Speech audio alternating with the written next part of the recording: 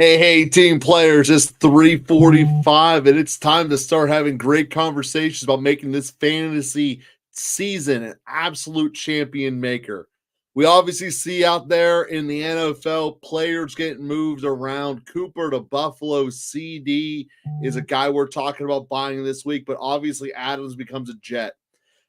So one of the things we're going to talk about a lot today is all your questions. As you guys know, put in DD if you want a deep dive or QH for a quick hitter. We love all of you team players, especially whenever you guys are giving me an entire laundry list of comments before we even start. You guys are the best community. I love how you keep sharing with others. You guys are doing great. We're going to jump right in order. Smitty, what do we got here today? Sitting here with a stacked team. Love, Bijan, Gibbs, JJ. Dude, you ain't kidding, man. And I essentially need to do 2 for 1. You sure do need to do a 2 for 1 to clear up some space. So when we're talking about going for an upgrade, you're going to see it scrolling around here. CD Lamb, we believe, is the ideal player to target for a couple of reasons. First, it's his bye week. So if you're able to eat a bye with a stacked team like this, you're certainly able to. Second is that he really hasn't been all that effective this year. You look at his average, it's only hovering around 15 in PPRs. That's a much more obtainable than his 20 plus that we expect him to get in the second half. When we look in the real life, Dallas is kind of in an all or nothing situation, and they panic hard when Jerry starts getting grumpy. So their best option by far is CD Lamb. Going to get CD is obviously a good choice. So now we look at your team with a lot of moving parts here. Amari Cooper just getting moved today is now a spot of what is the value perceived in him by the league. And you got to remember, it's always perceived value that gets trade done, not actual value. That's why every single episode we spend time saying who's at the peak of their perceived value. You see it scrolling around because it's so important. There are going to be people who are going to flock to go get Amari Cooper. I am leaning more that Amari Cooper is going to be much better than he was in Cleveland, but I ain't calling him Diggs yet either. So that's why he's not on the list of the must-gets. If I were you, Smitty, I'd sit on Cooper. But when we look at who it is that we want to go out and get, well, now we're talking about a little bit of a different category altogether, aren't we? So I love Worthy. And I love that you have Brian Thomas Jr. I think that when we look at your roster overall, between the four of them being Scary Terry, Deontay, Thomas Jr., and Worthy, I would try to make a 2 for 1 package for Lamb. That would be my target. That's what I would want to do for you here. The only real weak spot you have on your team, which you might even have mentioned here, is where is your back end running back? So maybe you go and get one there. But overall, Gibbs already had his bye. I love your team. That's what I would do with this based upon this first answer here, Smitty. You're 3-3. Well, I just kind of answered you what to do there. You're definitely going in the right direction. My team is also 3-3, leading the league in points. Don't worry about it yet, man. That team is stacked. It will take care of itself. In a one quarterback league, Baker's not going to be one. Tyreek to me is not the guy that's appealing. Like I said, Love is such a better get. He has a better upside. And like I said, all that reason I said for the fire underneath him, or correction, Lamb is the one I'd want to get. Lamb from Dallas, obviously. So you can try to get Baker and Worthy for Daniels and Lamar. You know, you always can upgrade your quarterback there. You have enough extra pieces that you probably can still do that with Worthy and Baker for Daniels. Can't hate on that. Baker's also a top guy. So if you can get that done, get that done. You have plenty of other pieces to go make the Lamb trade go through, as I just mentioned here. Dude, don't be apologizing for the long questions, Smitty. It's all good. Bryce, you're up here on the queue here. Should I drop Justice Hill for Jalen Warren? And then pick up 2 Douglas and drop Tolbert. Okay. So you have a lot of different things you're throwing in here, Bryce, and here's how I'm going to go at this. First question, should Justice Hill be cut? I'm going to put that as a hard no I don't think he should be cut at all, period, regardless of who we're talking for, unless it's a super elite no-brainer. The reason for that is Justice Hill is on the field a lot. He's in Baltimore, which means he has the number one most likely. Eventually, someone will get hurt at running back because that's what always happens in Baltimore. And if he becomes a starter, he wins you that week no matter what. Jaylen Warren does not give you that upside. Baltimore will consistently drop 30 a day. Pittsburgh did it for their first time in 6 years. I know that's not exactly true, but it's pretty true if you're a Steelers fan. They don't score a lot of points. So Justice Hill is in a much more effective backfield, and he has a much better pathway of being an absolute number one in the week guy, unlike Jaylen Warren. Jaylen Warren's also coming off a hammy that's probably going to operate him about 75% strength for the next couple of weeks.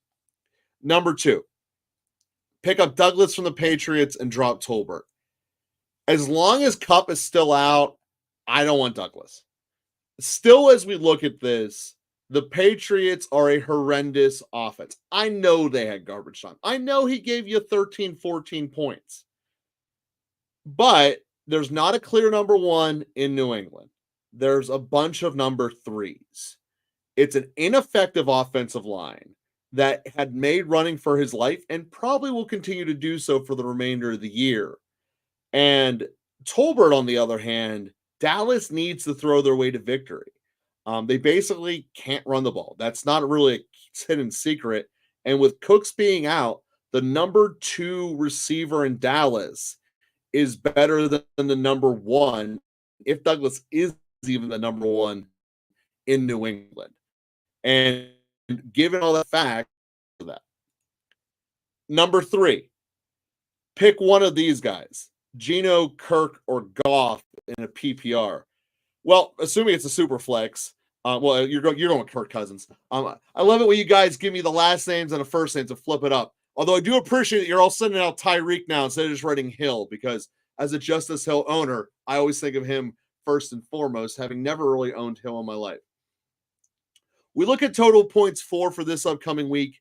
We're projecting the Rams to put up roughly 25-ish points. And this is a team. This isn't the player themselves.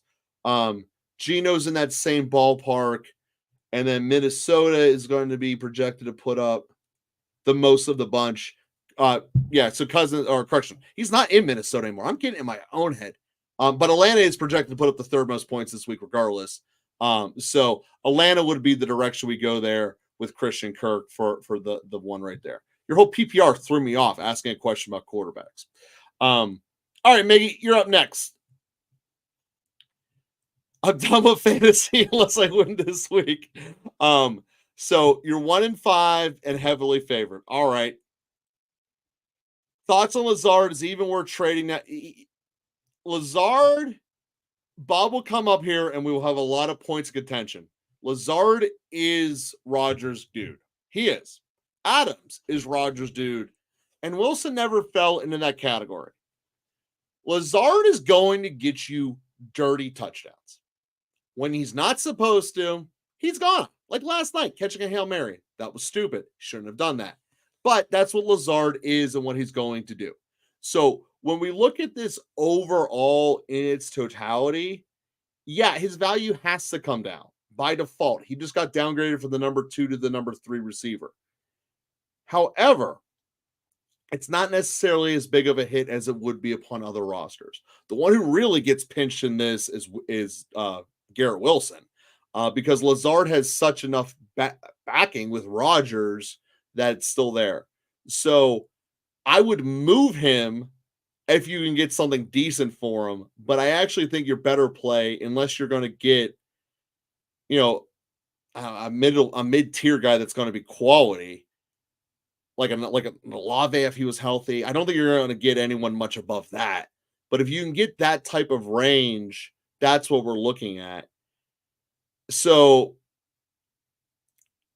he's probably a hold when it's all said and done, but there is going to be value with him. It's just, what are you going to be able to get for him in your league? Like like I said, I think the tier of where you're at is going to be looking at the middle of the field as far as the receiver quality. Like you're not going to get a DK, obviously, but if you can go pick out, like I said, a decent middle tier around 20th or so in the league, that's what I would be targeting there. So, hey guys, as you know, here I'm going through the questions that came in before we started. I appreciate everyone's using the quick hit or using the deep dive scenario. George, I'm gonna be jumping back into yours and jumping into some of these quick hits. Do I trade White for ETN? Yes, White is useless. Do I feel like ETN has a better chance to make a comeback? Yes, I feel like ETN has a better chance of making a comeback. And White is probably not in football at the end of the season. Adam, I'm going to take this as a quick hit. Trade Pollard and Shaheed for Gibbs. Yes, Gibbs gives you a tremendous upside. Yeah, he didn't score a ton of points, but Dallas didn't make them. Gibbs is most valuable on the third and mediums, the third and longs, and quite frankly, Dallas didn't make it happen. So as I look at that, Adam, I would do that trade, especially with Carr out. That's where I'm looking there. RG, quick hitter and a deep dive. Oh, I love it. Let me first give you the quick hit answer here. Do I drop Mahomes for Baker? Everyone has a better quarterback than Mahomes. The only guy who would trade me, I mean, if you can get Kyler, you do it. And you make that trade happen. But at the end of the day, Baker is producing. And by the time that people are going to come around and look for Mahomes, you're probably in a situation where you'd be able to pick him up anyway. So the long story short is Baker's an upgrade. Most quarterbacks in fantasy are interchangeable anyway. Get the one who's better, and certainly with the better matchup. Kansas City's playing the Niners. It ain't going to be pretty for fantasy points coming out of that game. Should I trade Love for Hurts or Allen if possible? Yes. Getting the running quarterback is an upgrade. Overall, Bob will go through this a ton. Hurts is a better playoff value than Allen for a lot of reasons. A, Buffalo's a disaster in the playoff season. And two, Hurts just runs more in. Just a simple fact. All right, safest Pat is Drake May, but it's okay. Yeah, I got it. So I wouldn't go with Drake May and answer that. Love you, RGQ, throwing in answers here. And then I think this as the last one for the quick hits. Do I trade Cup for Adams? Yeah, I mean, Adams basically just became a top 5 receiver as long as it's there. You know he's going to show up. You know he's going to deliver. That's what I would do that. So welcome back, everyone. George, we were on you as far as coming down the list. Well, that trade I made for Amari Cooper was worth it. It sure was, man. Love to hear when things work out. He certainly wasn't working when he's in Cleveland. We do think he's going to have a good role in Buffalo. We are penciling him in as the receiver number 1. We just don't believe he's going to be a dig status just yet, but certainly worth looking at. He does have a good quarterback. There's going to be a good connection. Remember, in general, new quarterback, this doesn't apply to Adams, but it does apply to Amari. They tend to take a week or two to really get that field built up. So, again, just don't be expecting him to blow up this week. He's a great flex play, but I wouldn't want to think of him as much more than that. Should I trade JMO, and who should I target as a preference of receivers? Well, like I said, JMO is going to be a hit or miss guy. So if we're moving him, it's always good to look at other hit or miss guys because they're easier to get across. Ayuk to me is a great candidate. People are really, really down at Ayuk. That's not that big of a tier jump. Obviously, you're not going to get Lazard for that, answering the question before from Miggy. But Ayuk would probably be around who I'd want to target at. Maybe the Devontae Smith owner is a little bit down on him because he ate all that time without performing. Those would be 2 directions I would want to look at. All right, Ricky, lost by 4 with Olave going. With Olave going negative. Yeah, you know, anytime you're stuck talking about Olave, we've been telling all season, you don't want to be stuck with Olave. It didn't get any better with Carr going out, and I don't foresee it getting much better after the fact there.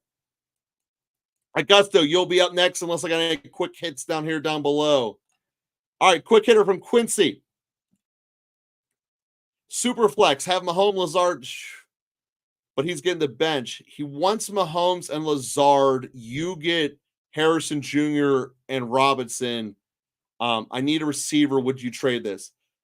Yeah, I absolutely would do that. 100%. If I'm getting Harrison and Robinson, I'm doing that. No questions asked. Trade it downfield. Start Lamar anyways. You're going to be starting Lamar and Stafford. You're going to be perfectly fine. Yes, I do that trade. Quincy, here's your team. Who do you start? All right, so like I said, we're better with the deep dives here on Wednesday after we get that day of practice in and get a little more clear picture there. That being said, guys, we're not going to be with you on Thursday this week. Just let you guys know that up front. But who do you want to start? I'm going to go Love, Thomas if he's healthy, Kareem obviously. Your receivers are going to be if Cup plays, he's in, and Amon is your flex. I think I answered all your questions there in the answer. Obviously, Kittle, you play Kittle over Kelsey. Kittle is the number one tight end this year, and Kansas City is not being able to shut down any tight ends to save their life. Carlos, I got to treat this as a quick hit. Trade Marvin Harrison Jr. for Brian Thomas and the first round pick. I would do that in a dynasty. I believe Thomas Jr. has peak value. I think he's going to take off. And I think that we're going to get the points down the road when they're going to be comparable first, second round picks for the rest of your life. And you're getting the first out of it. Carlos, I'm absolutely doing that trade. Give me Thomas in the first. Kittle and Cook for Saquon, which I could use to flip for Bijan. I don't want to get rid of Kittle. I mean, I just don't. There's so much instability there. I understand the pathway to get to Bijan, but I believe the downgrade you have from Kittle to your next tight end is greater than the gap between Cook and either Saquon or Bijan. All right, let me hit the last of these quick hitters, and we'll get back up top there. So, RGQ. Do I try to trade Pittman for you? Try it. He's moving to a better offense, still some concern. So here's the thing. Pittman's basically useless unless Flacco's playing. So you should get out of Pittman regardless. So yeah, I definitely am going to want to do this. Pittman for Cooper might be a little bit too much. I would start with it, and then I would settle doing Mooney. You actually probably have a better chance moving Pittman, though, because of the perceived value and the name recognition of Pittman over Mooney. My wide receiver are Juju, Debo, Pickens, and one. Quincy, I still do it. I mean, that's where I'm at here. To go back to your original trade here, I'm still doing that. Yeah, I mean, at the end of the day, you're upgrading your team by getting Harrison and Bijan, or correction, Brian Robinson is an upgrade when it's all said and done. So now you're going to have a pretty stacked starting tier, and you don't have to ever worry about Pickens hitting your field. All righty, back up here. And guys, again, as you throw in more questions, make sure you do quick hitter or deep dives. I'm still with the ones before we even kicked off, so I'm treating those as the deep dives to give them the time, unless they especially said they didn't.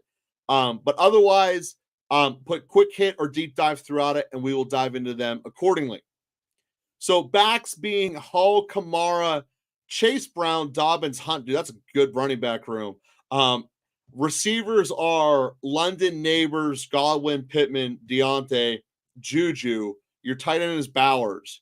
What would you give for Lamb? Okay. So I need to know what the Lamb owner is in need of, because you have a lot. But basically, I would start the conversation 2-for-1s where you have one receiver and one back tend to be a better starting spot, or really just two different positions in general.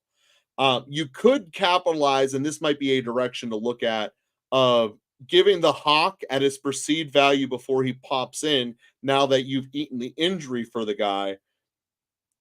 I would probably start with a conversation of a 3-for-2, actually, giving your team of Hawk, Pittman, and Hunt. Start there and get Lamb and whichever piece you think is the best comeback of that, because I would do there. And if you need to get upgraded in a position, go from Pittman to London. That's how I would look at trying to upgrade your team here. I really love the potential here, but Augusto, I love that being your starting point for where you're at.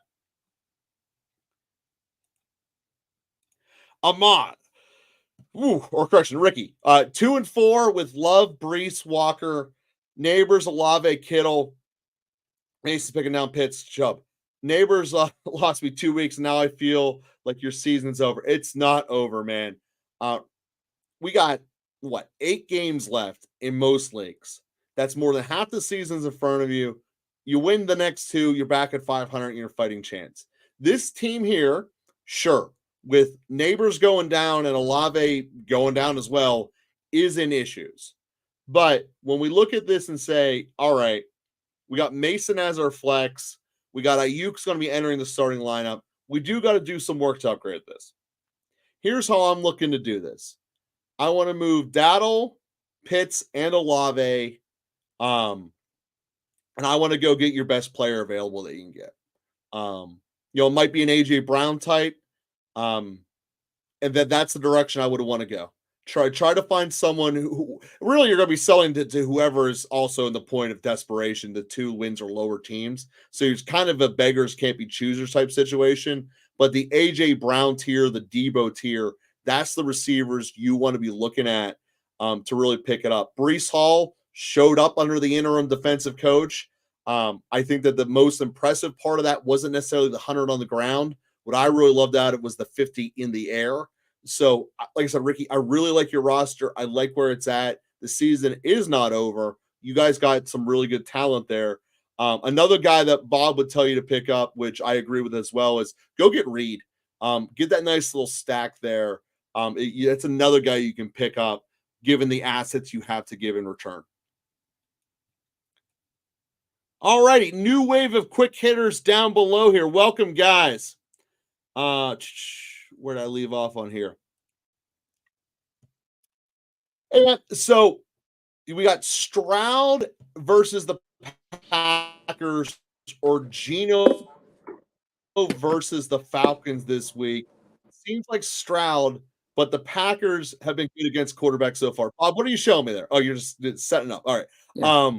So again, as we went through it earlier, Seattle's projected to put up a lot of points this week. The thing with that Falcons Seattle game, it's going to be one of the highest scoring games of the week. Mm-hmm. I want to be a part of that action. Geno showed he can sling it around. Other than that, the 2 offenses are fairly comparable. The tiebreaker for me goes to the higher scoring game. Welcome, Bob. We got all kinds of fun stuff to do. We're going to go to the next quick hitter, and I'll just let you jump in there. Yeah, all right. Yeah. Drop the Niners defense for Buffalo or Cincinnati. Bob, which one's your answer there? I'd say neither. Let me look up at the matchups this week. So I would say neither. Playing Kansas City, Buffalo we have projected as the best one to pick up, and Cincinnati is the 4th. So in terms of the streaming defenses, that's the answer there. So Buffalo is going to be hosting Tennessee, and Cincinnati is hosting the Browns. So out of those 2, if I were to pick one of those 2, I don't trust Cincinnati's defense at all. So I'd go Buffalo. Yep, that's the direction I would be going as well. Cozy, welcome back. Cleveland sucks, man. Cleveland's terrible. Is there a universe where trading to get Mason makes sense? If you don't, here's the universe that makes sense. Give the quick hitting answer. You need to win right now to get in the playoffs, and you're in desperation mode. You're 1 wins, 2 wins, no wins. That's the only scenario where I justify getting Mason because I only want to acquire assets that are going to win championships. And I don't think he's going to do it because he's not going to play. I would say no.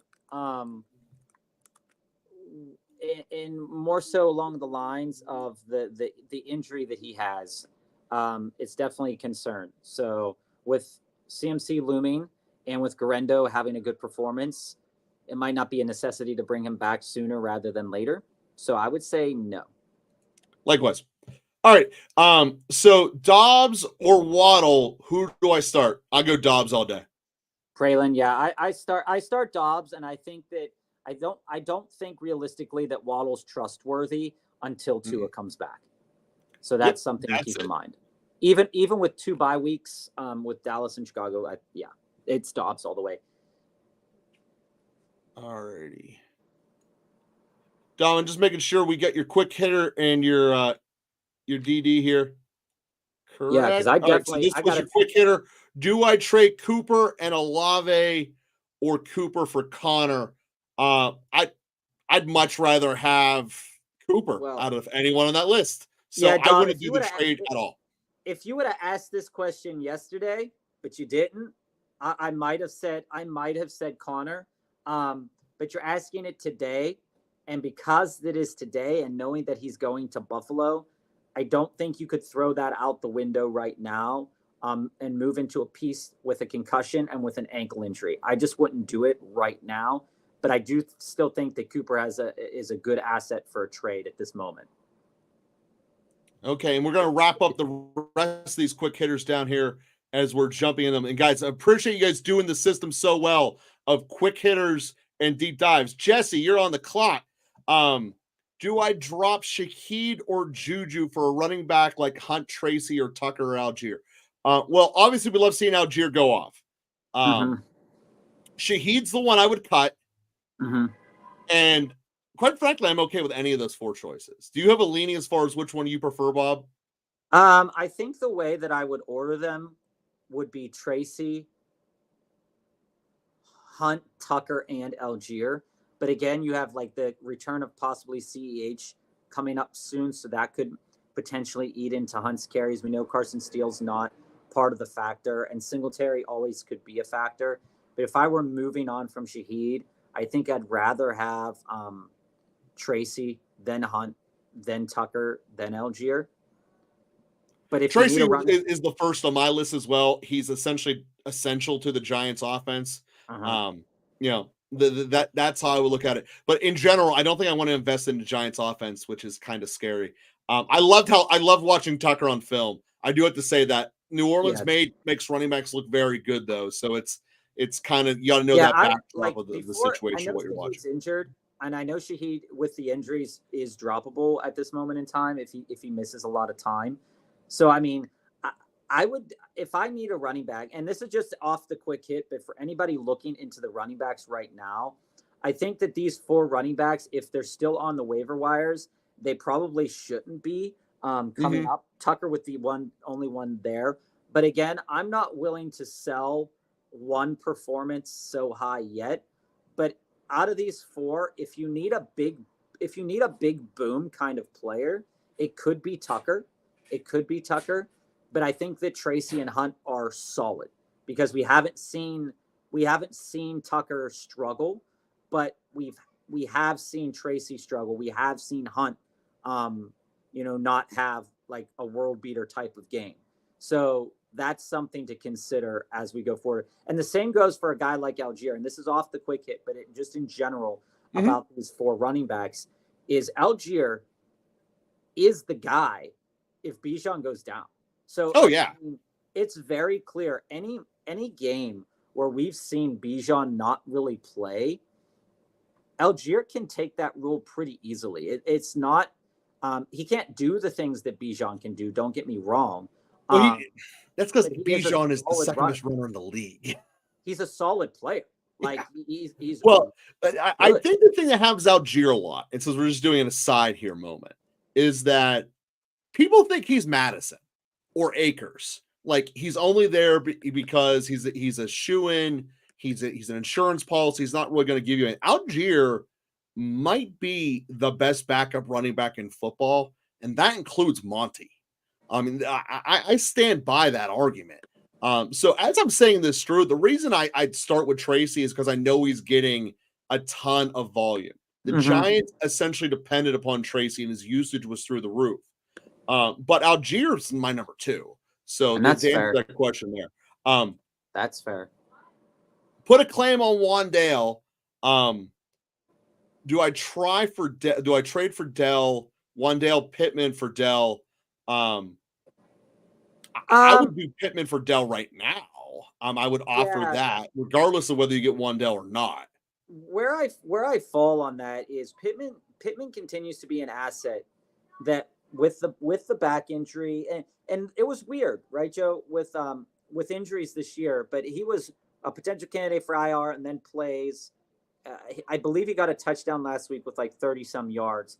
I still would want to move on to Dell, but I think think Dell's window, like this trade, I think is a little lopsided. I think that Wandale and Pittman is a little bit too much.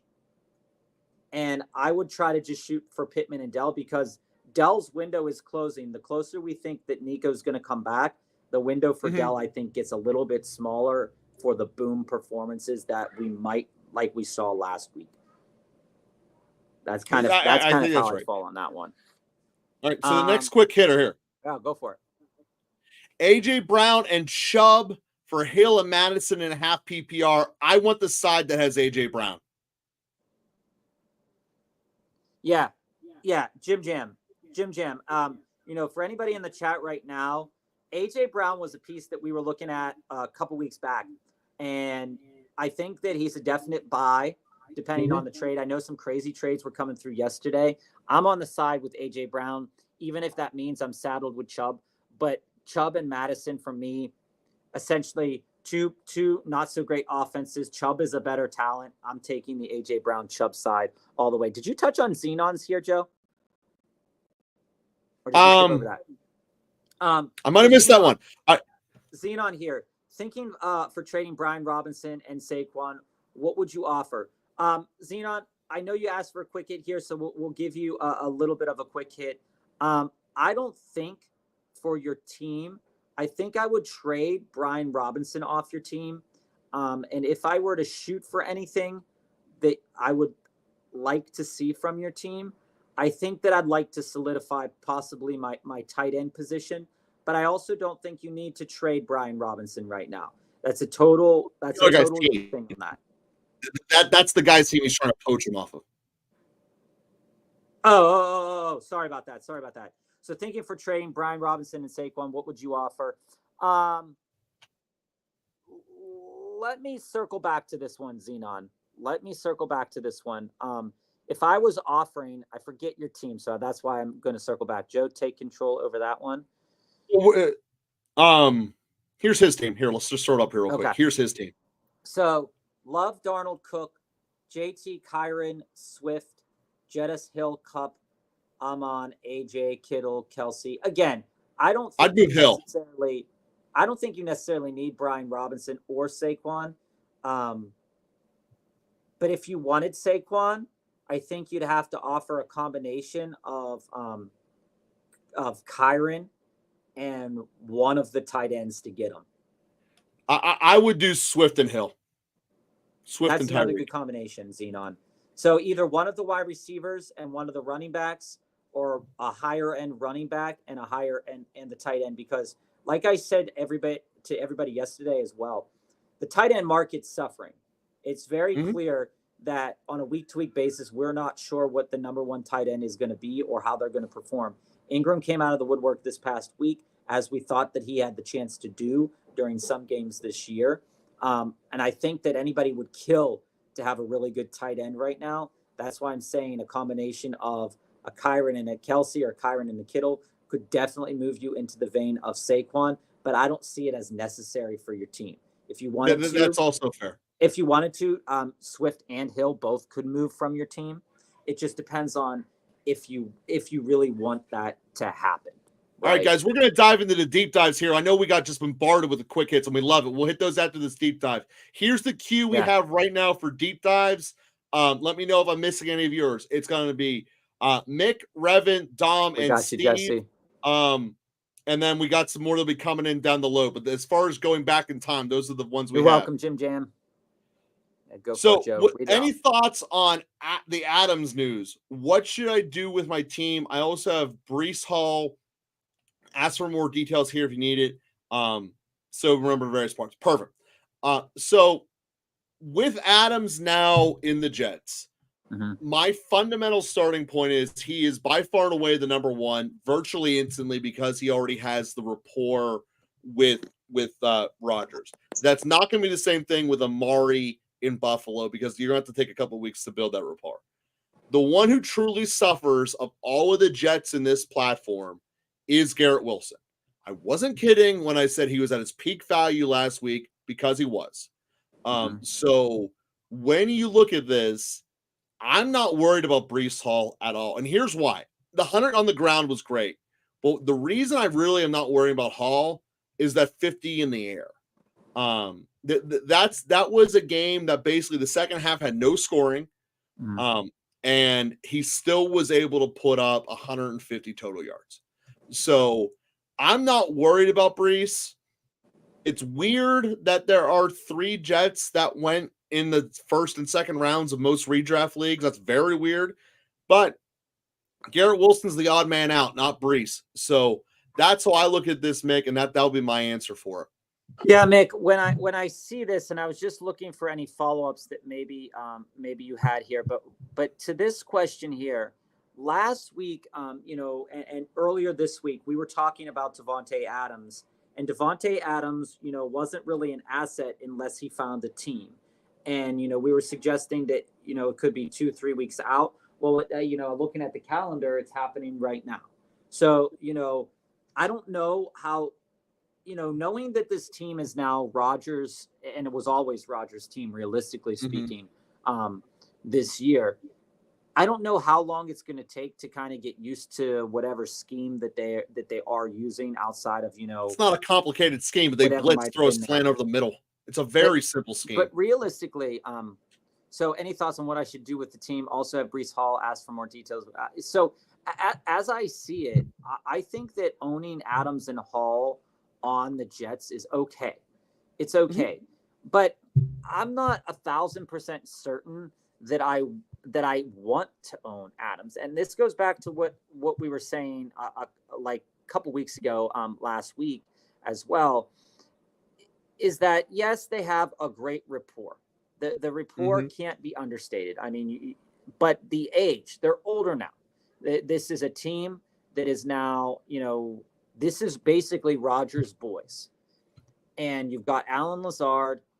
He's already punting Mike Williams out, if you've heard that news. He had one bad route on Monday and towards the end of the game. And then, boom, all of a sudden he's on the list to be traded and or cut. Well, he was on that list the second Adams showed up, regardless of what Rodgers did. Yeah. So I think that when we look at it here with Adams and with Breece, both of these players are going to be worth owning, but I'm not sure how the target distribution will happen. So, and the reason I say this is it feels like it's coming down to the same situation that we've experienced so far this year with Caleb Williams and the Bears, right? That on a week-to-week basis, the targets, a quarterback can only pass so many times a game. And right now, this, Aaron Rodgers particularly has 3 targets that he likes passing the ball to, all at wide receiver, plus Breece Hall. And so let's say he only throws the ball 32 times. And this is the same point to make. And I saw a couple people asking about Keenan Allen versus Michael Pittman. When you look at Aaron Rodgers, he can throw. And I'm not taking games where like a quarterback throws for 500 yards like Kirk Cousins did, in the one game where he threw for like 58 passes. We're just taking like an average game. So in the game last night, he threw for 35 passes. And what was it, like 12 or 14? That's about average, 35, 36. Like and 12 went to like Garrett Wilson and like 12 went to Lazard, right? It was something like crazy like that. And I look at it and I say, okay, well, where then are these targets probably going to be realistically distributed? So we look at Alan Lazard, and he had 7 targets this past game. So take that 35, take 7 away. Then take Garrett Wilson and take another 7 to 8 away. And so right now you're sitting at 16. Devante Adams is probably still going to get 7 to 10 targets a game. At least my number in my head was the force 9. At the very minimum. And Breece Hall or Braylon Allen are each worth about maybe 4 to 5-ish, maybe more a game, depending on the game script. So you look at it, the target distribution, if he throws 35 times a game, will be fine. But realistically speaking, I mean, he was on his butt a couple of times. The Buffalo And that's the Bills realistic number. It's 35 attempts. If he hits the under, to your point, Bob, the receivers are in trouble. So this is, and as I said in the beginning of the show, this is why Garrett Wilson is the one who gets pinched the most, because Lazard's still got to get his stupid ones that annoy the hell out of all fantasy owners. Truth. That ain't going away. It's not. And Adams is BFF, so he's getting 9 to 10 minimum. The running backs get their default checkdowns of 10 a game because that's how the NFL works now. Garrett Wilson is the one who's getting squeezed. Again, team players, not trying to toot my own horn here, but the reality was when I said it, Garrett Wilson was at the peak of his value last week.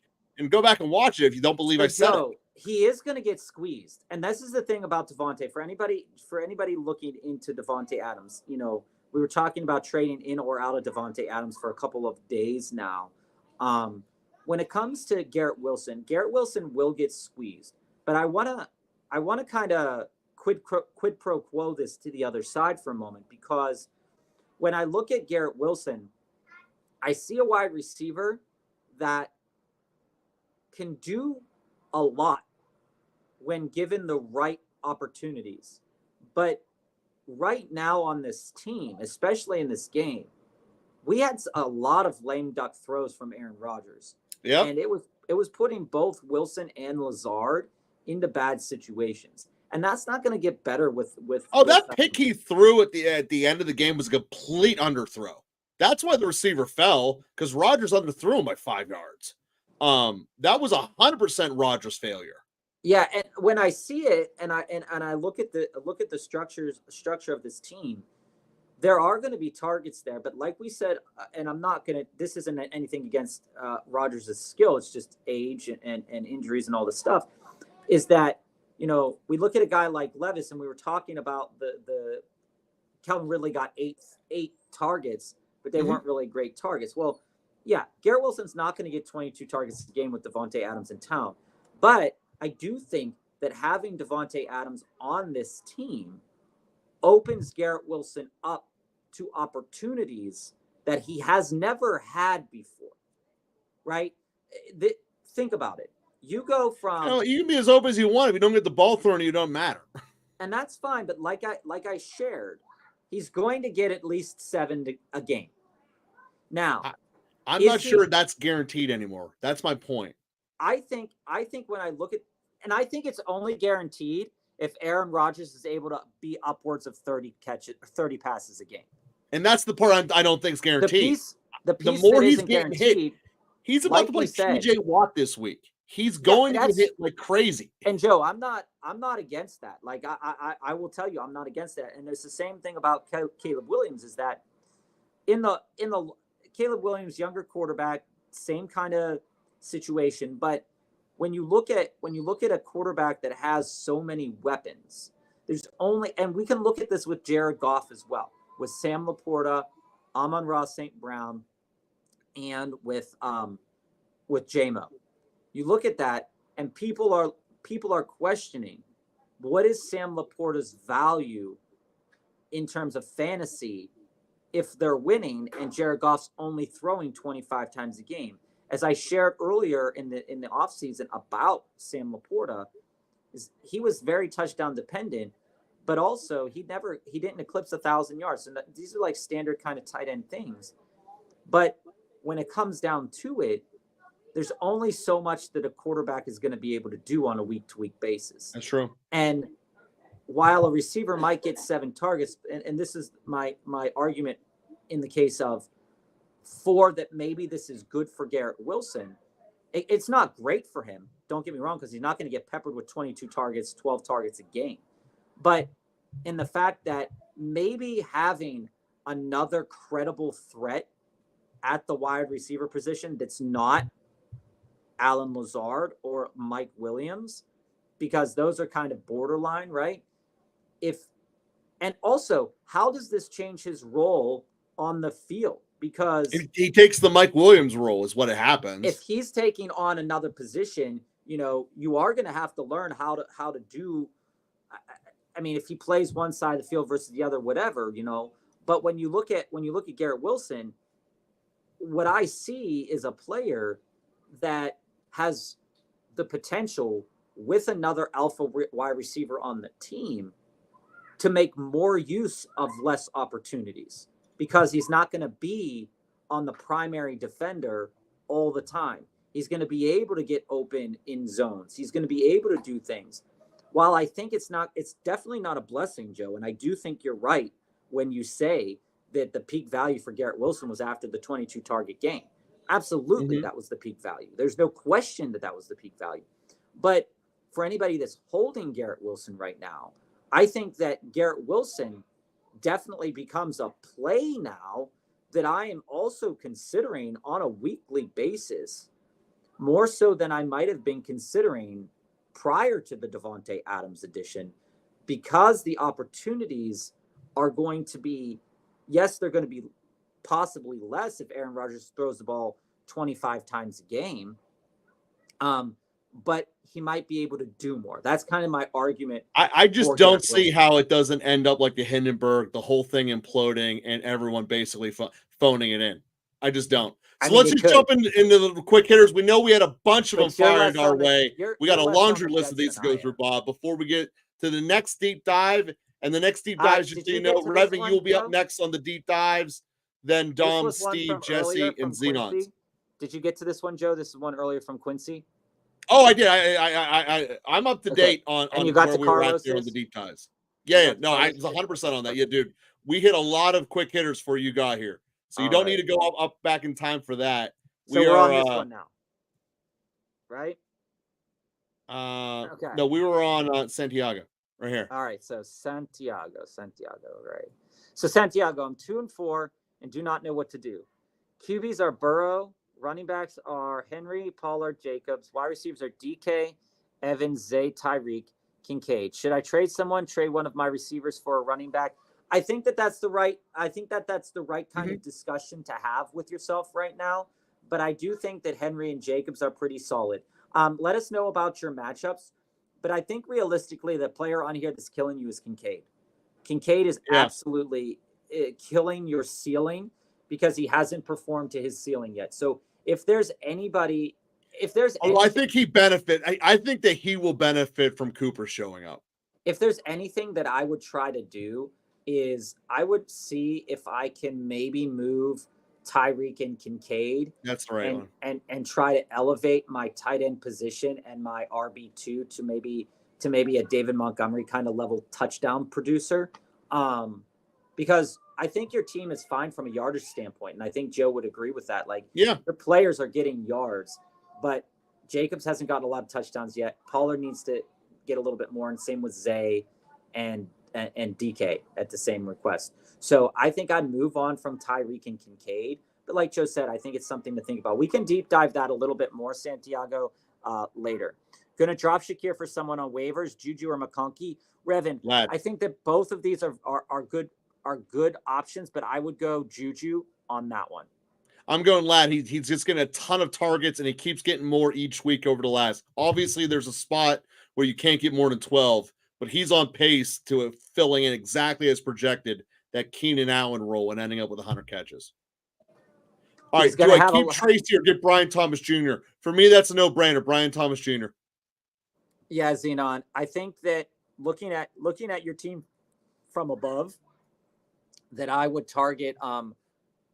Your team is elite. Like, you have a lot of talent on your team. You have Jettis, Hill, Kupp, Amon-Ra, and AJ Brown. I don't think you need Brian Thomas Jr. But he's a better player than Tracy, so you get more trade value for him later. Yeah, and I don't think you need Tracy, but I would rather have Brian Thomas Jr. because it means if I wanted to. Should I get Wan'Dale off of waivers? You think Najee and Wan'Dale for Walker, possibly, considering owner's situation above? So RGQ, I think that's a trade that will at least be considered now that Najee had a good game.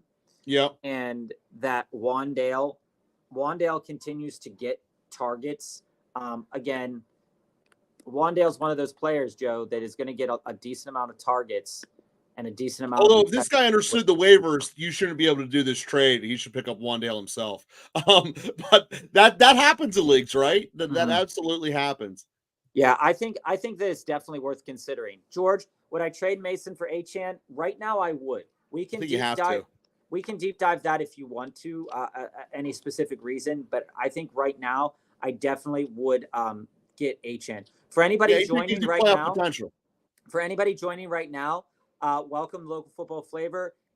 Put your question in the chat. If you have a quick hit question, you want us to answer it with just a couple word response or a yes or no, put QH in front of your question. And if you want us to answer it with a little bit more of a response, put DD. Right now we have a queue of deep dives, and let's keep rolling with these quick And hits. quick So hitters get answered basically as they come Jim along. Jam, Deep dives have to wait a little bit. We answered this question for you, Jim Jam. We're on the AJ Brown and Chubb side of this one for sure. For sure. Going down the list here is if JT is healthy, would you trade him for Brees? Because the Brees manager is not really willing to give it up and hoping it's enough. I don't move on from JT. I think that JT has a lot of value, and I do think Brees has a lot of value. And knowing your league, Xenon, with it being so small and with everybody's team being pretty stacked, I think I would rather hold on to JT than move into Brees right now, even after Brees' great game. Ricky, how long do we think it takes for Chubb to be playable? I mean, define playable. Realistically speaking, they're going to throw him to the Wolves as second they can. Cleveland's an ineffective offense. Chubb can't fix it. No individual can fix an inept quarterback, an inept system. By system, I mean organization. And, realistically, is he going to be a fantasy start at Halloween? Maybe. I mean, I need to see what he looks like. Hey, Will, welcome. There's a very good chance he never looks healthy on a team that's phoning it in. Yeah. We got you, Jackson. We got you, Darkside. We got you, Fell. RGQ, we're there. Ross, I'm going to mark some of these deep dives, Joe, for us. Yeah, man, pop the deep dives on the star for us. Yeah, so absolutely. Santiago. Hey, Marlon. Hey, Jason. Burrow, quarterback. Santiago. Pollard, Henry, Jacobs, Metcalf, Tyreek, Kincaid. We just did this one. We just did you write the question in there twice, man. You threw me off. George, when it comes to this, I think I'd rather keep JMO.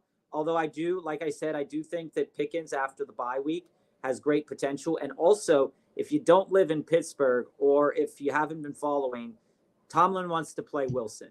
So Wilson should be much better for Pickens.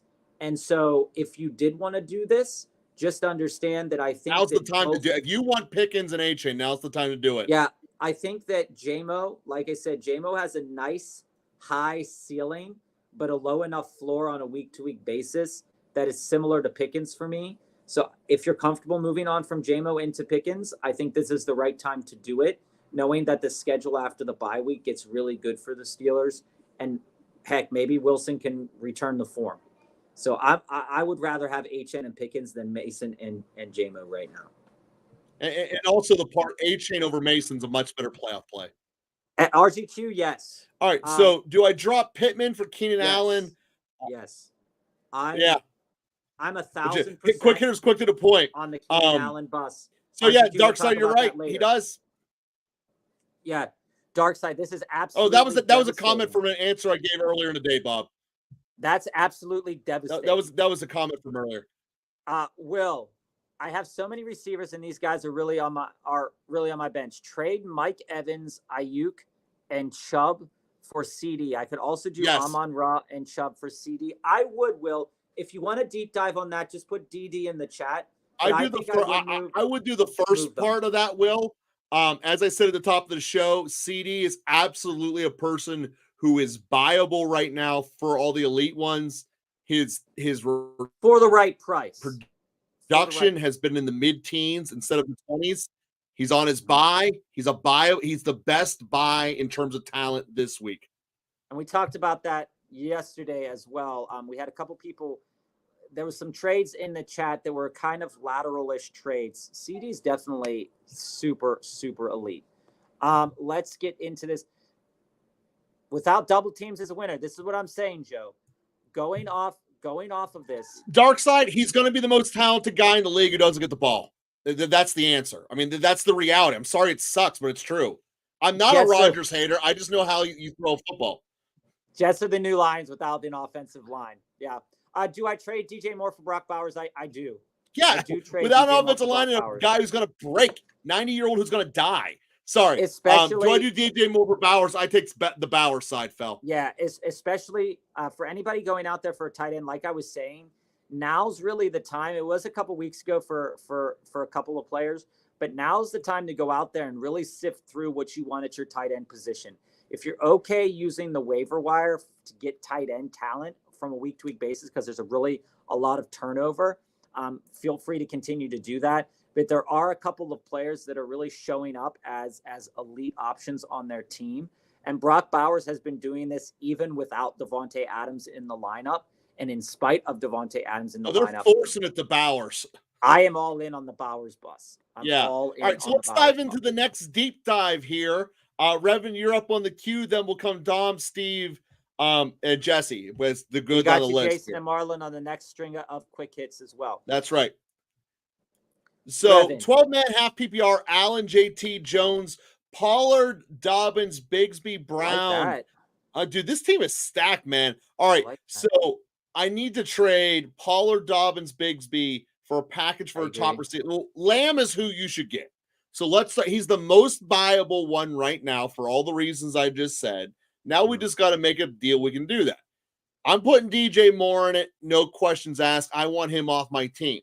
So I'm going to start with DJ Moore, and maybe I do Olave as well, and then just start with that as the conversation. Because when you look at the production of them, it's not that far off from what Moore and Lamb is doing as a starting point. And then Olave has some name recognition. I might be able to push it over the top. I know you're trying to push the running backs to move for the receiver. That would be the receiver option I would do. You also could do DJ Moore and probably if your choice about which one you want to get rid of between Pollard or Dobbins. Bob and I disagree about which one we'd rather have, but I would do Moore and then either Pollard or Dobbins, whichever one you want less. When it comes to value, Revin, I think that I actually think that Pollard and Dobbins right now carry a really good amount of volume. Both players are on teams that are basically are committed to running the ball. Whether that's good in terms of the Chargers, we just saw Justin Herbert pass for the best passing game that he's had, and this year, and Dobbins was still heavily involved in the game script in this game. He was never not given credit, right? He was never not an option. Yeah, he was constantly used. Pollard also, for lack of other options and poor quarterback play, is a stable force on this team for Tennessee. He is. So both of these players are absolutely important to your team.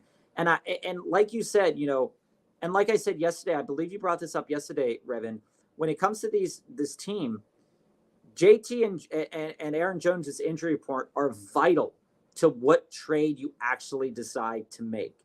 Because right now, Pollard and Dobbins are two really good options as an RB1, RB2 to get you a win on a week-to-week basis. They're not the best. Well, I want to put a pause on that, but I believe for the long term, Dobbins gives you better. And here's essentially my reasons why. Pollard has everything he could possibly want for maximum production. No passing game. Spears is out. He has absolutely everything you want. Dobbins, on the other hand, is in a normal situation, has a better defense, and a more likelihood of being needed to run out the ball. So that's why I would lean keeping Dobbins. But and that's fair. Looking at your team, you have to keep one of the two of them. It's just which one do you want? But here's the point that I was making is while I would rather keep Dobbins might hold more value in a trade for an elite level wide receiver because of everything that you just said. People will be maybe less interested in moving in the Pollard because Will Levis stinks. Yeah. The Titans stink. So there's that question, that piece of it. So that's why I'm suggesting that you might have to, and Olave right now, his value is kind of weird because he is not only was he concussed, not only is Rattler the quarterback, we're not sure as a fantasy community where his value yet is with this team. And then when Carr comes back, where is it going to sit? So people are probably not willing to move into Olave unless the right package is put together. So if I wanted to go after a CeeDee Lamb, and we had a couple trades that came through for and trading away CeeDee Lamb over the last couple of weeks, at least in the last couple of days, I think realistically speaking, what you'd have to offer would be something in the vein of DJ Moore, Dobbins, and maybe even something else. But I think a good place to start, Revin, would be with DJ Moore and Dobbins because, and here's the thing, if you're trading away a wide receiver, if we're trading away DJ Moore's value is going to change weekly. Yeah. Maybe he catches more, and maybe he booms a little bit in the 1 week. Dobbins has that more stable-ish floor, at least when he's not against super elite defenses, and Pollard has a stable-ish floor. So, in order to move any of those guys for a high-level wide receiver, that guy is going to need a running back or need a wide receiver with a.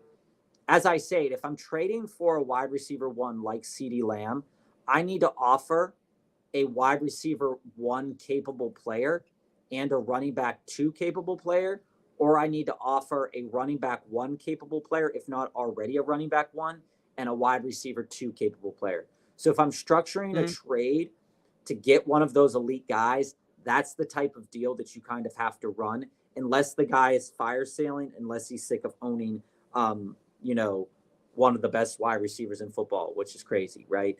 But he's not producing. The thing is, he's not producing like it. That's why you go get him. He is. We went through this yesterday. While you went off the. No, he's only getting about 15 points a game, Bob. That's his average. I know that, but what I'm telling you is that the targets aren't necessarily a concern when we look at. Oh, I know he's going to turn it up. That's why we're targeting him. He's at his lowest point now because he will erupt. But people aren't going to trade him. Like when you're targeting one of these guys that's just in a little bit of a rut, you're going to have to give a decent amount of compensation to get him back. So if you do want to get CeeDee Lamb or Jamar Chase or anybody like that. Well, I start this conversation with Moore and Pollard, and I'd be willing to throw in Dobbins and Olave. So the final package ends up being Moore, Dobbins, and Olave. But I would start with Moore and Pollard. All right, time to dive into the quick hits. HD, welcome back. Love how you come in here every day, my man. Would you guys trade St. Brown for Reed and Debo? Bob, here's an elite high-level question for you. Yeah, and this is kind of what I'm talking about. This is 2 wide receivers that have wide receiver 1 upside for a wide receiver that, although the situation hasn't dictated that like we just said about the volume, I would trade Reed and Debo, especially for his team. I would, yeah. Looking at your team, and we can deep dive this a little bit later. But seeing your team, it allows me that it gives me flexibility. That if I wanted to move Drake, I could. If I wanted to buy, that would be the next step. Obviously, back, I could. Should I give Brian Thomas and Brown? No. Yeah, no. I'm not off Marvin Harrison Jr. Everybody, but with the concussion, with the way Kyler's been playing, I'm definitely more down on Marvin Harrison Jr. And I think that Brian Thomas and Chase Brown give you the same amount, if not better, upside on a week-to-week basis than Marvin Harrison Jr. If I was trading Brian Thomas Jr. and Chase Brown, I'd be needing to move into like a DK Metcalf, to be honest with you. Yeah, that's about right. I mean, Thomas has superstar written all over him. Do I trade Pollard for Murray since you lost Fields? I'd do it. Everything we just went through, man, about Pollard is in the peak of his situation. They're about to bench him and have a real quarterback over there in Tennessee. I would do that. Okay, Jason, I know this is a quick hit. I say no, go back and watch what we talked about yesterday with quarterbacks. If you want us to talk about it again, just put deep dive in the chat. I wouldn't do that. I would not do that at all. That's Kenny, because you love Pollard more than me, though. I mean, to be fair. You just got to know the landscape of quarterbacks. I just wouldn't do that. Period. And just like I'm not trading a positional player for a quarterback right now, especially knowing you are in a 2 quarterback or a super flex. It's a 2 quarterback question here for Kenny. So 2 QB, running back, wide receiver flex, 1 tight end. Daniel Jones, Herbert, Stafford, like that. That's not bad. Brees, Najee, Tank, Tracy Jr., Braylon, good. Nico, Puka, Moore, Wandale, Ladd, Ridley, Trey, McBride. Trade Puka and Tank for Deontay and A-Rich, or hold Puka. I'd hold Puka. I'd hold Puka too. I don't want A-Ro. I don't want Richardson. You're giving up too much, Kenny. You're giving up too much. And we can deep dive why if you want to after we get through the queue of deep dives. But you're giving up too much. I would just hold Puka and I'd hold Tank. I think they're better players than what you'd be getting back. All right, so we got a 2-parter here for KJ. KJ, I own Mason. Good to have you back, KJ. I own Mason and JK. Christian Watson is on waivers. Is it smarter to handcuff one of my backs or grab Watson off waivers for the rest of the season, full PPR? And with handcuffing, should I just handcuff with a backup that's on my team or go after a backup with upside like a Ray Davis? Okay, I'm going to take this a little bit off the quick hits and get can we – KJ, I do want to circle back to this, but my initial answer is don't handcuff your own player. Okay? Unless he has standalone value. Unless he has super standalone value. So if you own James Cook and you're handcuffing with Ray Davis, okay, that's fine. But typically speaking, you don't want to be taking zeros on your, like definite zeros on your bench. If you're doing a late waiver like this, my answer is swing for the fences, and I think Tucker, of all the players named, give you the best bet at that. I would go Tucker, or depending on the severity of Cook's injury, but I would go Tucker, Davis, Watson, and then Wright in that order. And we can deep dive that later if you want to, KJ. Smitty, who would you package Baker and Worthy for? My QB is Love right now and have Chubb on IR. I tried for Jane Daniels and it was a no. I wouldn't expect that to be a yes. So basically, you're trading Worthy. You got to look at this as basically moving Worthy. So, Smitty, what I would target for here, Devonta Smith is a guy I love. He's in that same type of tier. You're saying you're not getting Devontae for Worthy. Do I just love Worthy too much? Is that the fundamental problem? You do. I think realistically speaking here, if the guy is struggling, and I wasn't here at the beginning of the chat, Joe, so maybe you can help me out here. Smitty, you can too. Smitty hit us early. We're moving. In fact, Smitty might have been the first one before we even started. So we're moving Baker. We're moving Baker and Worthy. Does the guy need a quarterback, or is this kind of? So here's his roster. Okay, you do need to clear space. If you're moving Baker, now again, like I said the other day, and I don't want to go too far into it, but like I said the other day about quarterbacks, it's really hard right now to trade a quarterback, and basically the juice of the quarterback comes really off the back end. So even though Baker has been performing out of his mind, he carries minimal value unless you're including a quarterback in the trade. So I just want to make that clear. Unless you're in a 2 QB or super flex league, a 10-team, 12-team quarterback league, even the highest performing quarterback, it's going to be tough to trade quarterbacks. So right now for me, this would be like saying, because the guy, in order to put this, maybe he just has to cut him. Yeah, in order to put this trade together, and this is going to be a little bit more long-winded, but I would say if I'm going after a player that you're probably not going to get any better than a Terry McLaurin. I'd do that for Terry. That'd be a good enough haul for me to do that. You're not going to be getting better, and you might not even get Terry McLaurin. You're definitely not. Yeah, that's also fair. Yeah. Yeah, I love Worthy more than most. Would Olave, Dowdle, and one of Baker or Love be enough for Devante Adams? I think it's a lot. His running backs are Try Bucky, it though. Najee, and the wide receivers are Marvin Harrison, Debo, Devontae, and Higgins. His QB is Mahomes. So I would try it. I would try Baker over Love. And I would definitely, if you can't get Devontae, go for Debo. Yeah. Realistically speaking. 3-for-1 trades are really hard to do because he's going to have to trim the fat off the back end of his roster, and you might have to get more players back. But I don't really see a world where Dowdle is a huge upgrade over Bucky or Najee. And right now, I don't see how Olave is. So I'm not sure he actually does that, Ricky. To be honest. I'm not sure you're getting that one through, but I can try it.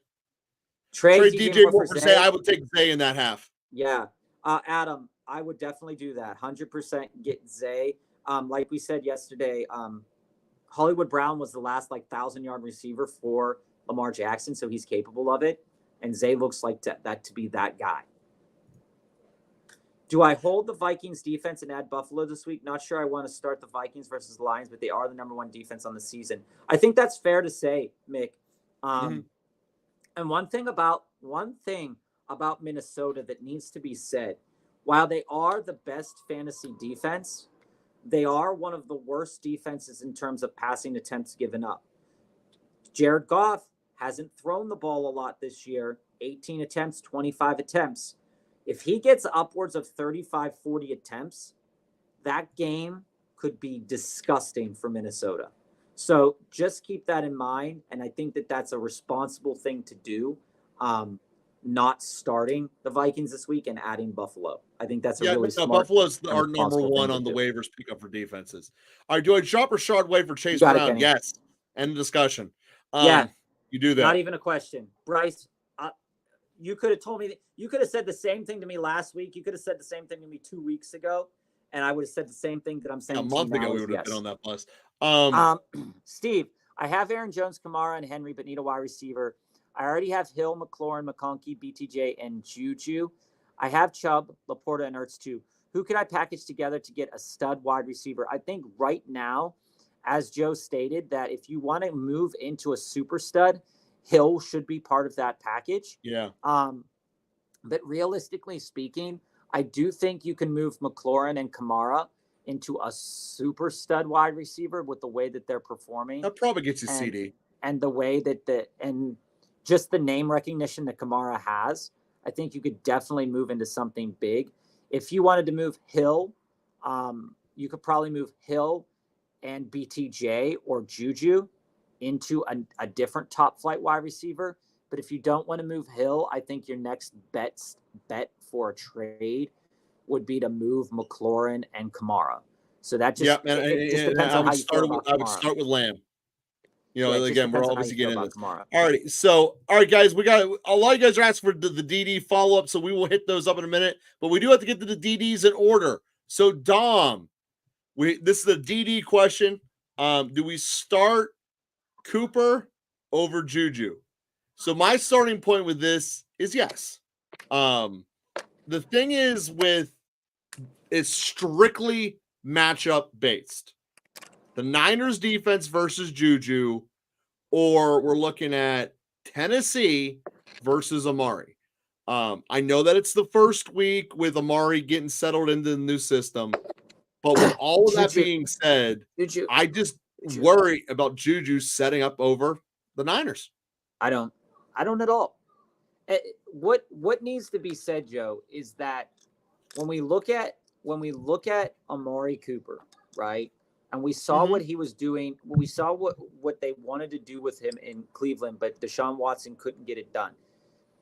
Tennessee runs a lot of cover 3. Okay. So they're running their zone coverage a decent amount of time. If you think, and this is kind of the quandary that you're in, if you think that Cooper, and I think let's look up some stats about Cooper versus zone defenses. If Cooper is really elite at beating zone defenses, I think that he is worth a start. But at the same point in time, Juju right now, the 49ers defense isn't that special right now, Joe. It's not that special. That's fair, but they're projected. So in terms of total points scored, Buffalo's projected to score a whole nother touchdown over Kansas City. And that's what's leading this into it. It's going to be a much higher scoring game. I get that. I definitely understand the projections from that perspective. But also talent-wise, in terms of opportunity-wise, I think it's pretty much a push. I'm just going to the more total yardage and points on Buffalo's ledger than on Kansas City's ledger. That's my answer there. That's what's driving. And Dom, where I'm coming from on this perspective is that I think that Juju's opportunities are going to be more. So, strictly speaking, when a wide receiver comes over their first, second week, regardless of the history of that team, it's not, I want to say historically speaking, it's not like the best performance that they've ever had. Oh, they get better as the season goes on. That's true. And they get better as the season goes on. So, I realistically think that Cooper in the Josh Allen-led offense, and we talked about this yesterday, that Josh Allen, up until, in some games, but not all games, hasn't been passing as much. Yesterday, he got a good fair share, a good clip of passes in there. He hasn't been turning the ball over, but still 25 attempts. So 25 attempts in this game. With Amari Cooper, and this is the same discussion that we've had, you've got Keon, who's good for maybe 1 to 3, maybe 4 targets. You've got the running backs who are good for like 3 or 4 targets. Then you have Shakir, that's probably good for about 6 targets. He is a favorite of Josh Allen.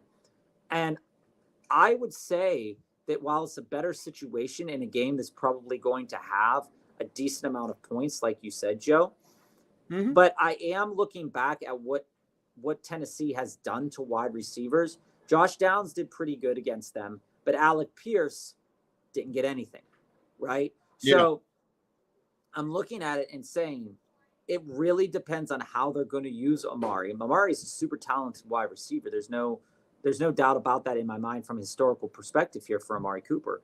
But when I see the game, I look at who's in the game for Mahomes, and I see Juju, I see Kelsey, I see Hunt, and Worthy.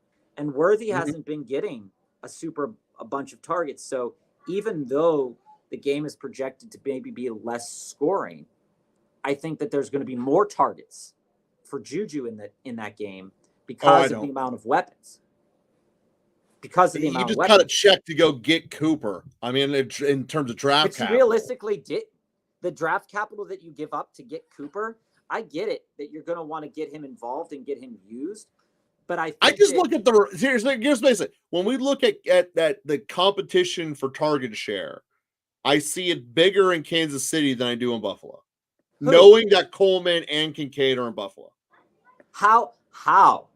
What?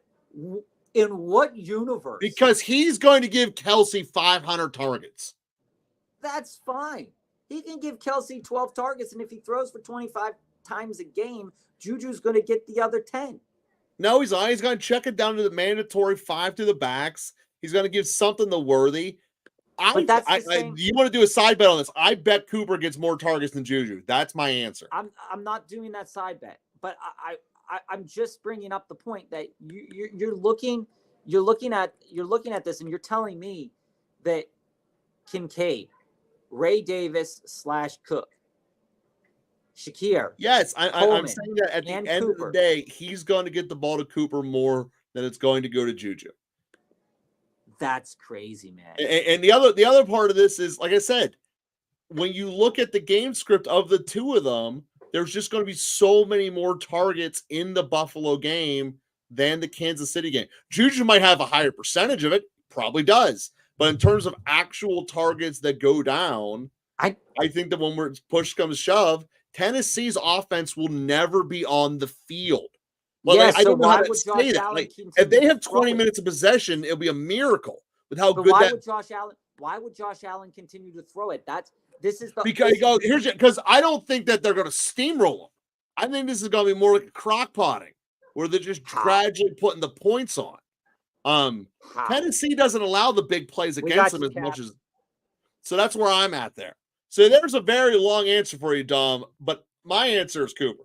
We are diametrically opposed. We really are. It's been a while since we've had one. Dom, I appreciate we haven't that. Been close on that one. We haven't been. We are not even close. Taysom Hill or K-Dot in week 7 full PPR. At this point in time, I think my standard Taysom Hill answer is Taysom Hill if he's healthy. Yeah, that's pretty much it. I mean, we won't. The Saints are searching until Sunday. We won't know that until Sunday. The Saints aren't marching; they are searching.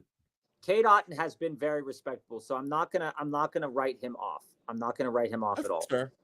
Any names that you think I should target? Someone that would be a no-brainer for the other guy, but also let me keep some better value than what would be on the waiver wires. Like I said, Smitty, for just a quick answer, and we can get into it a little bit later. I think guys. Well, we pinned him for deep dive later on. If you want to just I think guys that I'm looking at wide receiver wise would be Terry McLaurin. Running back wise, if you have the opportunity to still move into the Joe Mixons of the world and the David Montgomerys of the world, I think this is the time to do it. Same with the Kenny Walkers of the world. I think that this is the conversation. But realistically speaking, a Baker-worthy trade in a league that has one quarterback will probably land you into a Najee or a back like that. And I don't know if I want to do that. Worthy isn't being valued right now. And like I said with Joe, it's absolutely right. It's not being valued right now. And there's a reason, but that reason is going to come quicker, that he's going to have a lot of value. I would take Brian Robinson. Should I accept James Conner for Brian Robinson? I'd rather have Brian Robinson. Even dealing with both of these teams as injuries, I'd rather have Brian Robinson, Rodrigo as a quick hit. There's lots of reasons why. Smitty, I just want to be careful because I don't want to make another team drastically better that needs a QB and wide receiver depth. And that's fine. You can hold, right? Holding's always a choice. There's no one saying that you got to trade Baker. If you just want to move Worthy, a player that if you want to do a 1-for-1 swap wide receivers, you might even be able to do Worthy for Wan'Dale. If you don't have Wan'Dale, you could probably do Worthy into Tyler Lockett as well. It just really depends. Marlon, what do you guys think of Jamar Chase for Drake London, Amari Cooper, or Puka? I'm not trading Jamar. I don't want to get rid of Jamar. I think the trade has some value, but especially with Amari's movement. But I don't really. I wouldn't even do Jamar for Puka and Cooper, or for Puka and Cooper. I want to do that. I don't want to get rid of Jamar. Jamar's a hold for me till the end of time, right? Well, unless you get CD. Oh, if you get CD and a piece, that's different. But Jamar I think finishes as receiver number 1. It's gonna be him and JJ fighting for the top. Yeah.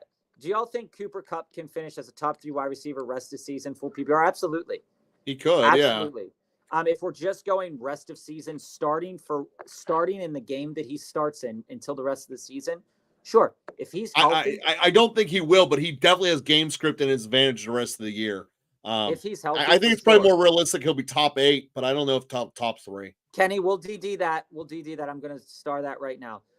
His previous stuff is already. Mooney for Amari. Not sure if I asked this earlier. If you can make that happen, I'd do it. You do it.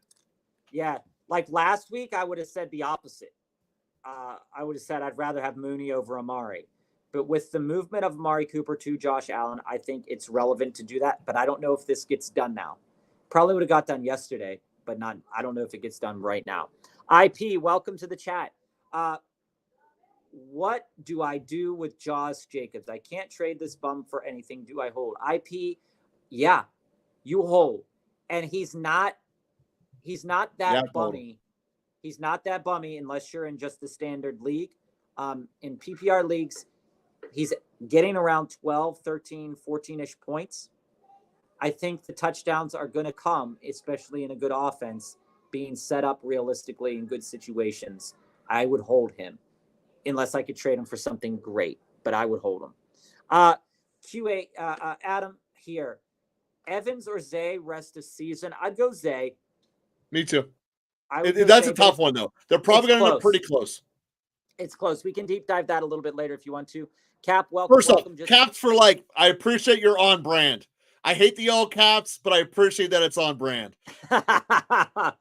Just got offered Devonte Smith for Devante Adams. Do I pull the trigger in that trade? No, I keep Smith. That's really close for me. I would keep Devonte Smith. I don't think his volume is good. You know what Devonte Smith is. I would keep Devonte Smith. I'm not sure the Jets don't implode before the playoffs. Do I deal Schultz, Achane, and Darnold for Burrow and Madison? No, I don't do that unless I don't. There's no unless. There's just no. You don't do that. I don't do that. I can give you a reason why, but we'll quick hit that. Cap, if you want a deep dive on that, we can do that later. Or Zay Flowers for my Achane. I would go out. I would take Zay. Yeah. If I need it, if I had the ability to move on from a running back, and I can move into Zay Flowers, I would consider that. But I do think Achane does still have a decent amount of value. You might be able to get more. QH, would I do this trade? Mooney and Jacobs for Kyron? Yeah, I think I would. I think if it was offered to me and if I had Jacobs and Mooney and I could go after and get Kyron, I'd try to do it. You're giving back fair value. This is a fair value trade right here. It just depends on what side you like better. Kyron's volume, even with the two wide receivers coming back, will be fine. Yeah, that's true. Kyron actually improves with the receivers coming back. And Alejandro, I love you putting in here. It might not be enough. It might not be enough to get Kyron right now. You might have to change that wide receiver from Mooney to somebody else. And Alejandro, I love you putting in the point here about us talking about it. That was, unless I misunderstood the question, it was strictly for starting this week. But you are right. The Kelsey could get injured during the actual playoffs, making him better. So Bob, let's save Wombo. Let's save Wombo's quick hitter for after we do another. Well, this is just a comment here before we get to the quick hitters. Cooper to Buffalo and Adams to Jets. It's the landscape has changed greatly. Steve, when it comes to this, and Steve, Jesse, Xenon, Ross, RGQ, Jackson, Jason, and Kenny and Quincy, we've got you in the queue for the deep dives. So if you can't stay, just know we're going to get to you, and we will answer it in time. Any advice on how to get 2-for-1 trades happening? I've tried offering good pieces like Aaron Jones and BTJ for guys like Hall and Bijan, etc., and I can't get it done PPR. Steve, there's a couple pieces of framework to kind of come across with this. Is that 2-for-1 trades realistically have to be irresistible to the other team, or the other team has to be struggling. I'm going to give you an example of a 2-for-1 trade that I didn't even know went across in my league. But it was just proposed this past week, and I want to say that it got accepted. And let me find it really quickly. Yeah, so Steve, to the point, you're going to be looking for players that have 2 wins or less entering in week 7. So they're an under 500 record. They might be feeling a little bit desperate. Here's the trade. Because the bigger issue in a 2-for-1 is that they're going to have to cut someone. And you either can do a true 2-for-1, or you can pick up that guy they were going to cut and just do it's technically a 2-for-2, but really it's a 2-for-1. Sometimes those are just more palatable because then they don't have to cut anyone, because the notion of having to cut someone for some people is just intellectually painful. I mean, there's no other way to say that. So in essence, it's still a 2-for-1 trade, but you pick up the guy that they would have cut. That's one of the ways to get around this, because you are right. 2-for-2s are easier to do. And logistically speaking, it's a way to make it happen. So here's the trade that came across the wire that got accepted. It was DK going for Quentin Johnston and Brian Robinson Jr.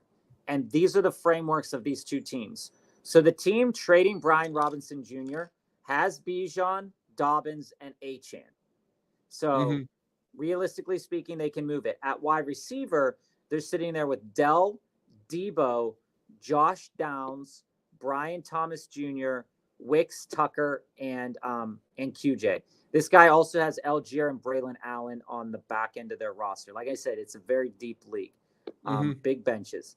The guy getting trading away DK has Godwin, St. Brown, Shaheed Shakir, and that's about, and Nico on IR. Mm-hmm. And their running back room is Aaron Jones, who's hurt, Jalen Warren, McNichols, Gibson, and ETN, along with Ty Johnson. So a lot of injuries there. So that's hits the Bob's point of you need them to have a degree of desperation to have something like that go through.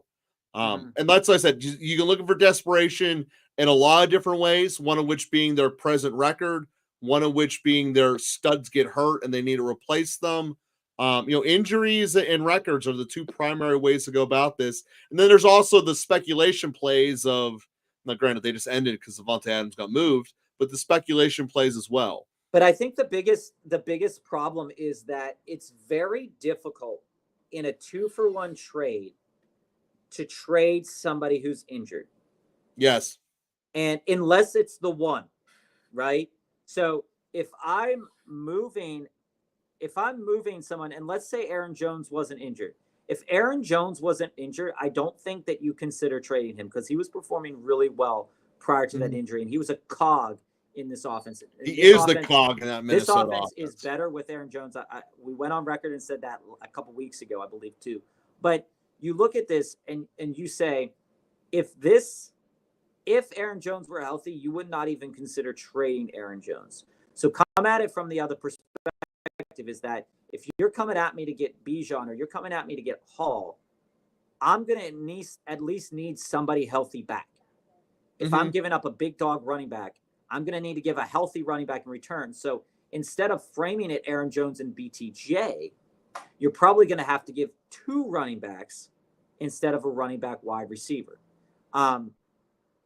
If I'm trading healthy players, the running back 1 and the wide receiver 1, wide receiver 2 framework, like we were saying earlier, applies. So if Aaron Jones were healthy, I think that an Aaron Jones BTJ does get considered for a Bijan or Hall, like we were sharing, because BTJ has a lot of upside.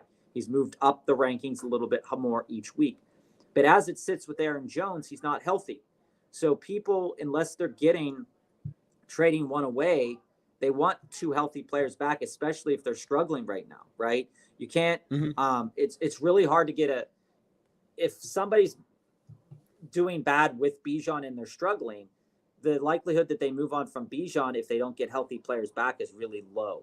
So I'm saying right now, Aaron Jones is a hold. Aaron Jones is an absolute hold. And I try to pick somebody else from my roster, Steve, that has the same kind of upwards potential as Aaron Jones to pair with BTJ to kind of target. But right now, it just might also be, and this is the other facet of it, that league mate just might not want to trade that player. It's also true. I've gone into both my leagues, and like I shared with everybody a couple weeks back about our friend Steve, is Steve doesn't want to trade Breece Hall. Steve doesn't want to trade Jamar Chase. Steve doesn't want to trade anybody who's a keeper, but we can only keep one guy, realistically speaking, from a year-to-year basis, but he's considering like 5 right now. Well, okay, I get it. And then in our other league, I talked to a guy and I was like, hey, this was a couple weeks ago when Goddard was on bye. I was like, hey, I'm looking at a tight end. Could you send me Tucker Kraft and I'll give you Wandale Robinson, right? He's like, no, give me a week. Let me think about it. I'm busy right now. I mean, that's just the framework of the game. The game that we play in fantasy football, right? Is that it also means no. There's also a sense of gamemanship. He came at me this week and he goes, looks like you didn't need any of my players to beat me this week. Do you still want Tucker Kraft? No, I don't still want Tucker Kraft. I don't want him. I wanted him 2 weeks ago. And that's the point that you also need to think about, Steve, is that some guys are just people's favorite guys, like we've had in the chat a couple of times, saying go after and getting this player. Well, I can't because so-and-so really loves him. And realistically speaking, you're going to have those guys too. So I'd keep hammering them. Honestly speaking, I'd keep hammering them and offering them something that they can't resist. Because right now, I can resist Aaron Jones and BTJ. That's the fundamental answer. Let's get into a couple of these quick hits here. Cooper, Addison, or Pittman at the flex. Cooper. I think I'd be on Cooper, but it'd be really easy to talk me into Jordan Addison. So, Steve, on your quick hit, Laporta or Freiermuth? Bob, where you at? I'm on Laporta.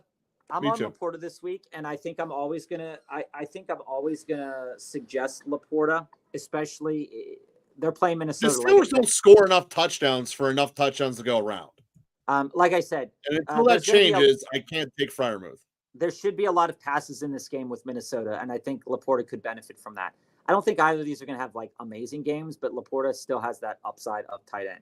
Marlon. Wait, no, you just skipped one. We're on Bijan and Freezy. The combination of either Metcalf, Debo, and Reed for Saquon.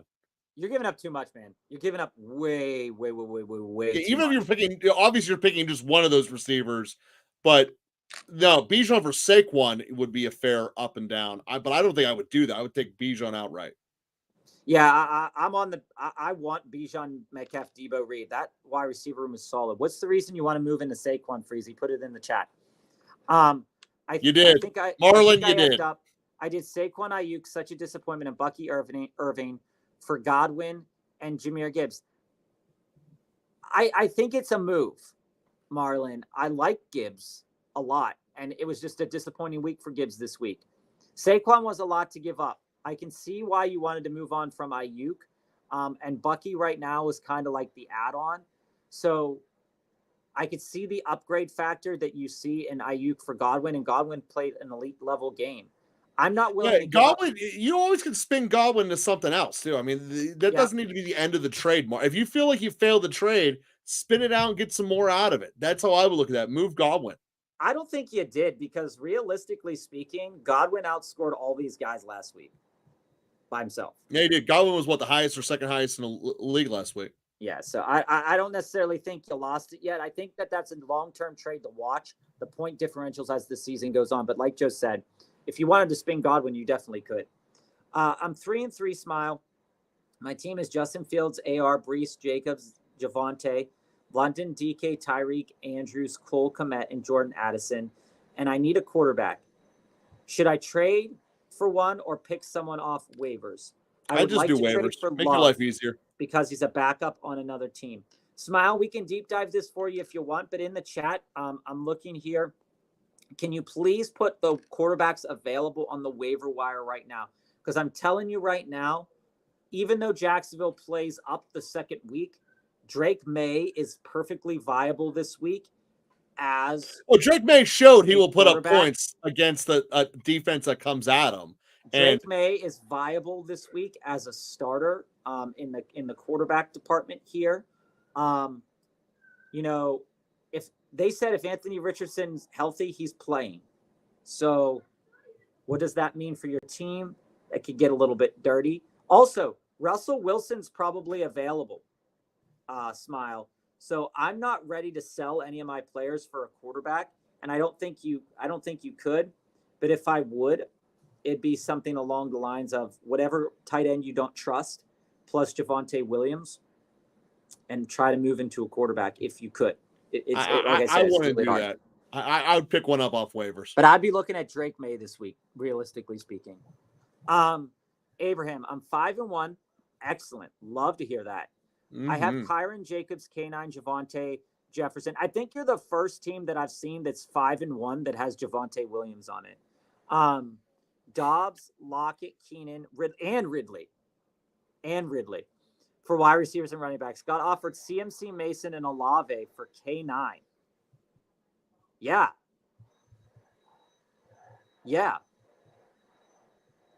I would do that in a heartbeat.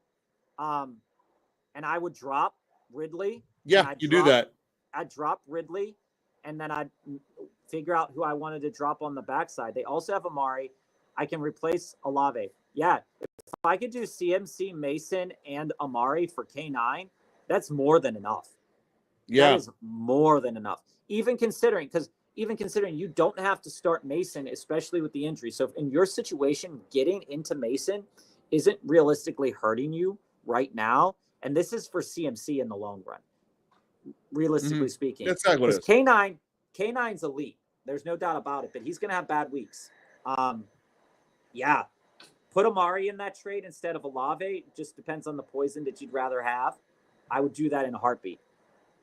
Alejandro, glad I moved away Garrett Wilson just in time. Highway robbery. Sure was. Thank you for listening. Thank you for listening. Yesterday, I was saying that, it could be nice to still have Garrett Wilson as like a wide receiver 2 and stuff like that.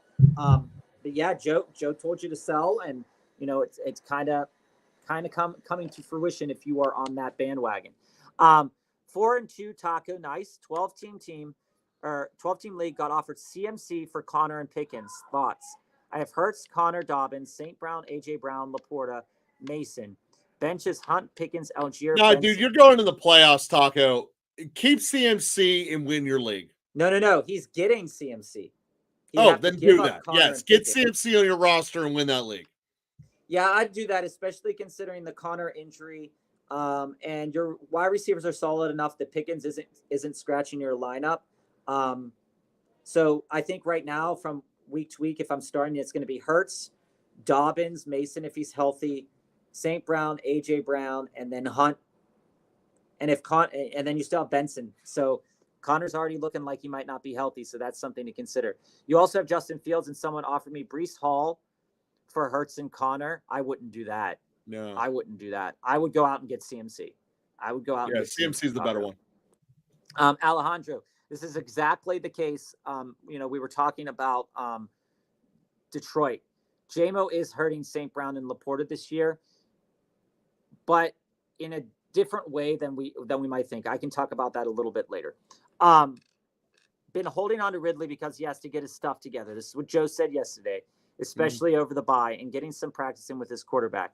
Goes 0 for 8, drop him off over Warren and Demario Douglas. I think that if I need a running back, I think I'm on Warren. I think I love Pop Douglas, and he was one of my guys in best ball leagues. He has a decent rapport after 1 week, it seems, with Drake May. But getting a running back that could potentially offer you running back 2, running back 1 numbers off waiver wire right now is tough. And I think I'd slide into Warren over Demario Douglas unless I needed the wide receiver help, Mr. Wumbo. Jesse, welcome back, man. Love your questions here always, Jesse. And then for the queue here, hold on. Gotta hit all you guys on your deep dives. Go. Just a follow up here. Smile. Go out and get Goff. Yeah, that's right. No, get Goff May. is on your waiver. Go out and get Goff right now. I'd pick May over Goff, but that's a push. I see that. I see that for sure. Goff does give you more stability not going across the pond, though. And it's a divisional matchup. I think out of those 3 that it would be Goff, then May for me, and then Geno.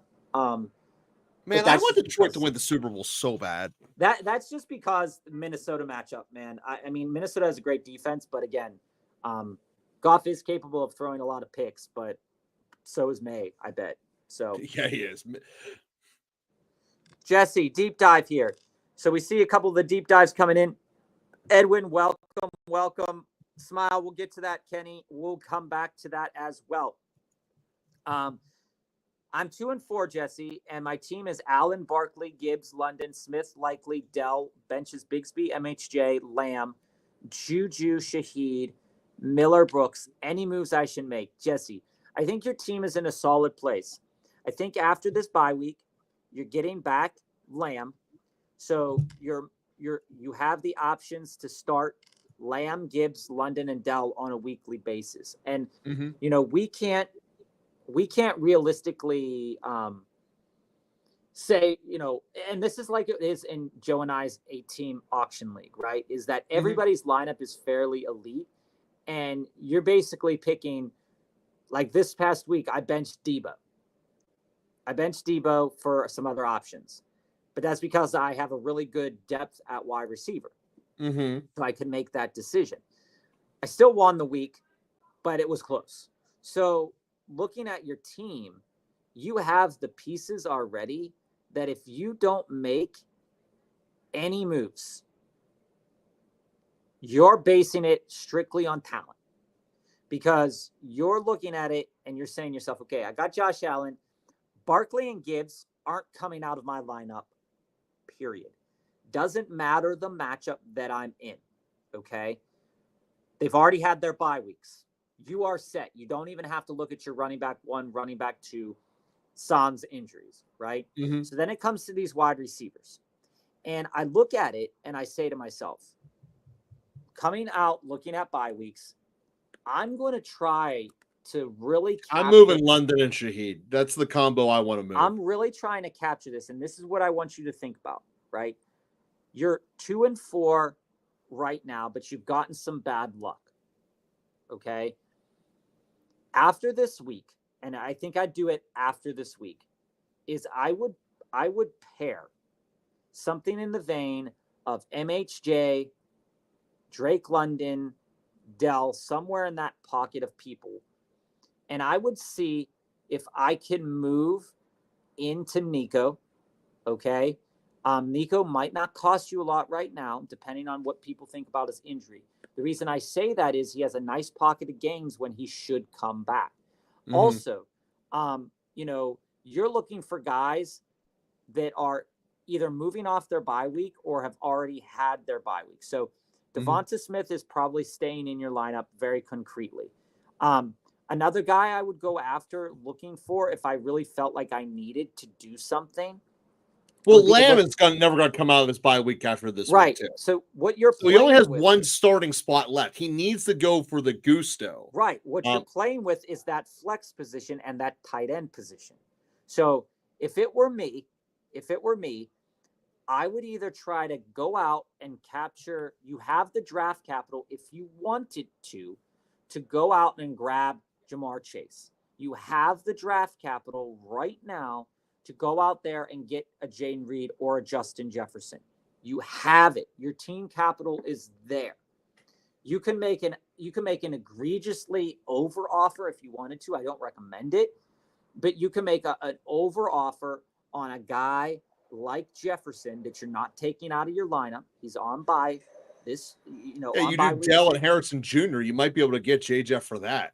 Coming out, looking at the schedule, yes, Tennessee could be a tough game. Chicago probably not, but he has coming up Detroit, Rams, Indy, Jags. So if it were me, I'd be moving London and probably MHJ and trying to move myself into J. Jeff right now. The schedule looks nice. Also, I would be thinking about maybe moving and ideally here, what you want to do, Jesse, is get your bench to a point where your starting lineup is absolutely awesome and elite, and like you're going to set it, and you're going to have one or two kind of lineup decisions on a week-to-week basis. And then your bench is filled with maybe one, maybe two elite other options in terms of your bench spots. So you have kind of the framework of that. You have Barkley, Gibbs, Bigsby. That should be good. Sans injury, right? Plus Miller and Brooks. You're good there. Realistically speaking, Jesse, when you look at your receivers here, you only need to have one of the following group when it's all said and done. London, Dell, Harrison, Juju, and Shaheed. The rest of them are all your massive trade capital to move. And that's what you should do. So that's what I would say is the moves. I wouldn't be totally opposed to you getting a second back because you're so receiver lopsided. But in general, that's what I would recommend to do. And again, get a stud at the receiver. Actually, it's going to be it's going to be a stud at the flex anyway. Because you're going to be putting Lamb to replace London in your starting lineup. Right. So you're not bound to it having to be a receiver. Get whatever stud is available. But I would also say, here's what I would say to you though, Jesse, looking at what teams are looking at the trades that are happening for you, because you're 2-4, I'd be looking at the studs with back end bye weeks, right? Like Baltimore. They're week 14. I'd be going out there and getting you even have the capital if you want to do it to probably get Derrick Henry right now. That's what Henry's who I'm saying. Which is crazy to think about. You put Henry on this roster that has Devontae Smith, CeeDee Lamb.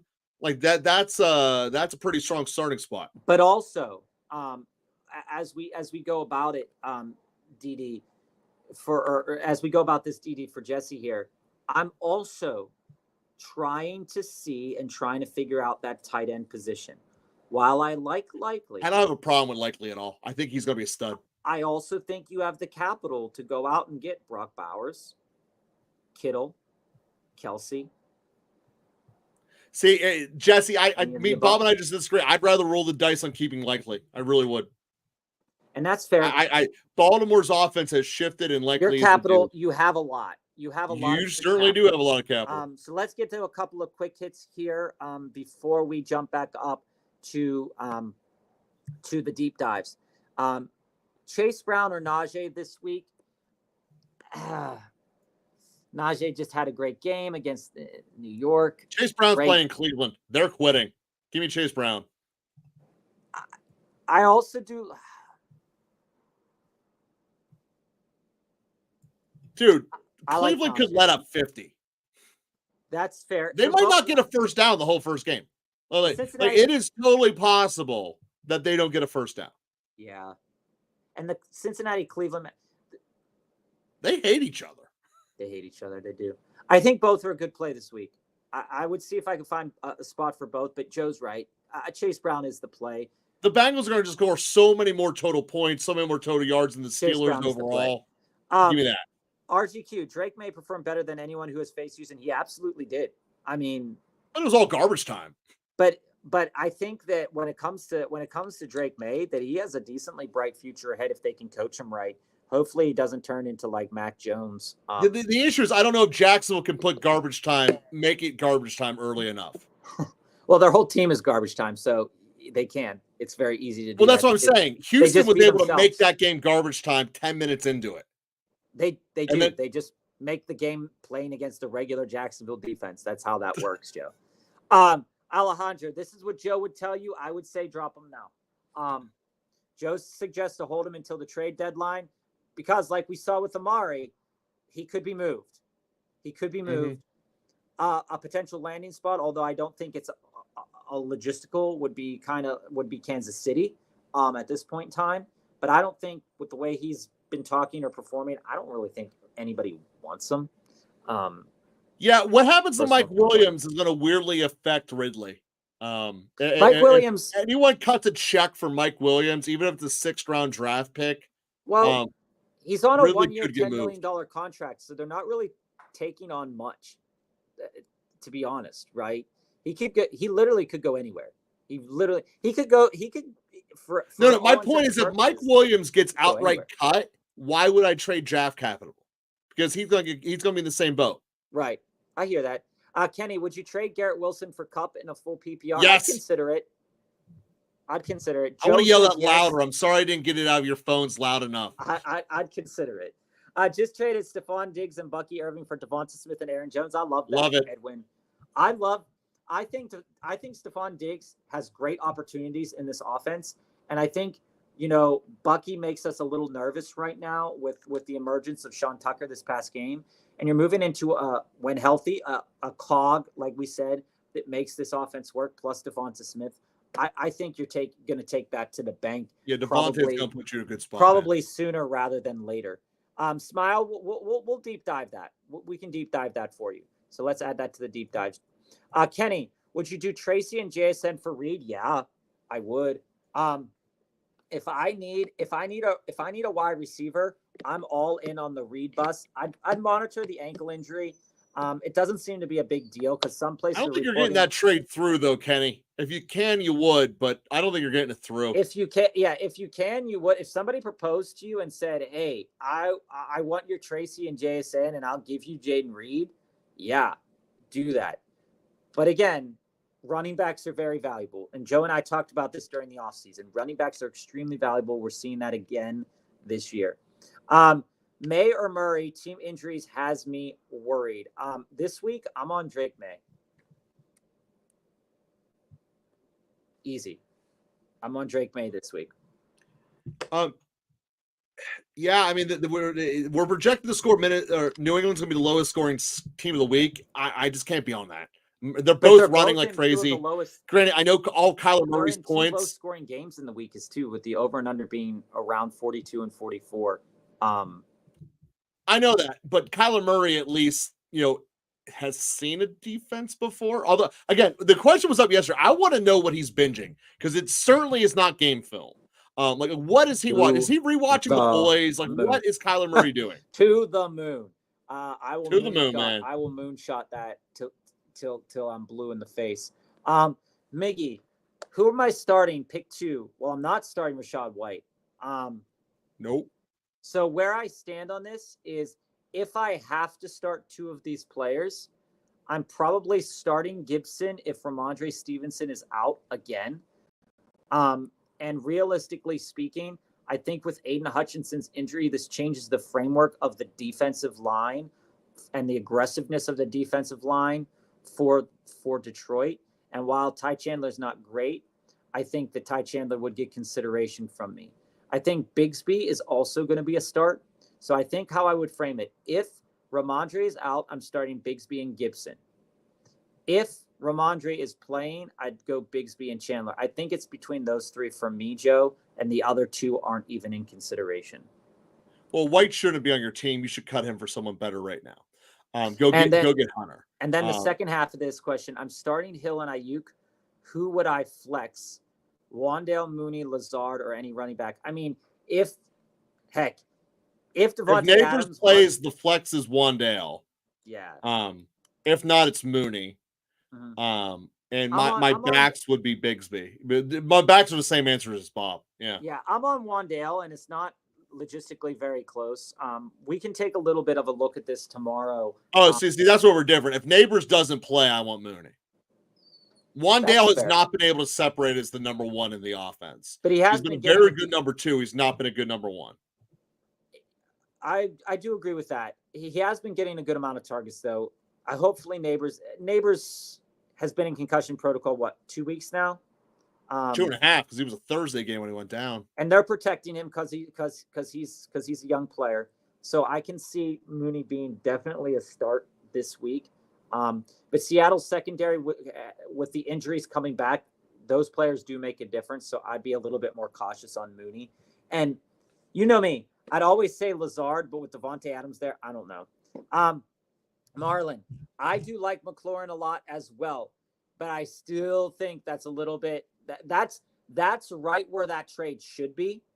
Okay. I think that's for a guy like McLaurin right now, who's really hot, but I think you're paying too much. I like Brian Thomas. I might like Brian Thomas more than McLaurin for the rest of the season. I think you're paying too much on that, Marlon. So I would definitely, we can revisit that another time. Smile, just very quick before we get to Mr. Wumbo. He's definitely worth a drop. If he's not playing, he's definitely worth a drop in a one quarterback league. That's in a right. 2 quarterback league, you're keeping him. In a 1 quarterback league, you're not. Mr. Wumbo here. Then we'll get back to the DDs. I definitely want to get a drink of water in a moment too, Joe. Which wide receivers should I be targeting in PPR to do 2-for-1 trades to get? I have placed my wide receiver one, so that's set and forget. But I have Ayuk plus Devonta Smith, Juju, McConkey, Myers trying to consolidate. Throw out Ayuk and Juju for Lamb. Was trying to do Ayuk plus Myers for Metcalf or Moore or MHJ or maybe even BTJ or something. Right now, MHJ is not a trade target. He is not the centerpiece of a trade right now for me. No, that's right. And neither is DJ Moore. I could see why you might want to trade into DJ Moore. And I don't want to get it twisted about DK Metcalf. DK Metcalf is a stud, right? Yes, he is. He's beyond a stud when we look at his numbers, right? And from a target perspective, last week he's been getting in 3 games so far, he's gotten over 10 targets. Yeah. His bye week's coming up week 10. And yes, against the Giants in San Francisco, he did slow down. He only caught 3 of those targets, but he was dealing with a hand injury, right? So I do think that realistically speaking, and DK Metcalf does this though, Joe, is that he has some just scrubs of games, and then he has some really elite games. Looking at the matchups coming up, Rams and Buffalo are on my radar. Also, Arizona week 12, Arizona again week 14, and then the coup de resistance, Minnesota week 16. It's a big game. So Gino's going to be throwing the ball all over the place there. I'm targeting Metcalf, and I think this is a fair enough deal because you're giving someone the potential of having a wide receiver 1 in Jacoby Myers, potentially, right? Oh, he is. He's the number. He's now the second best player in that team. But we don't know how much volume we don't know what the volume is going to look like. So I'm saying when I say potential wide receiver 1, he could turn out to be what he was last year at the beginning of the season, right? Putting up a bunch of touchdowns. And selling Ayuk with a down week. Again, Ayuk is up and down. This is not something to be surprised about with Brandon Ayuk. That's what he does. Brandon Ayuk is a player that does have good games and does have very, very, very bad games. I think that's a good trade there. I would go after DK Metcalf in a heartbeat.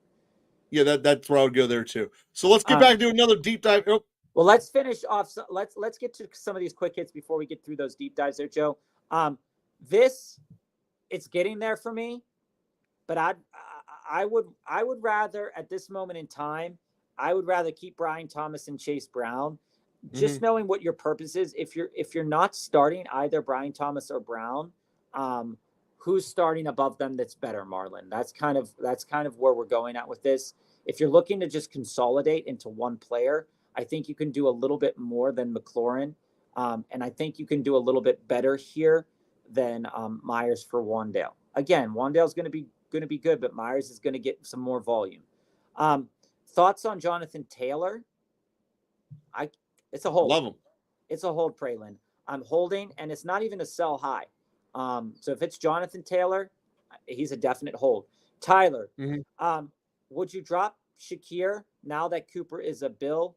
Any news on Reed? I can drop Shakir for Juju.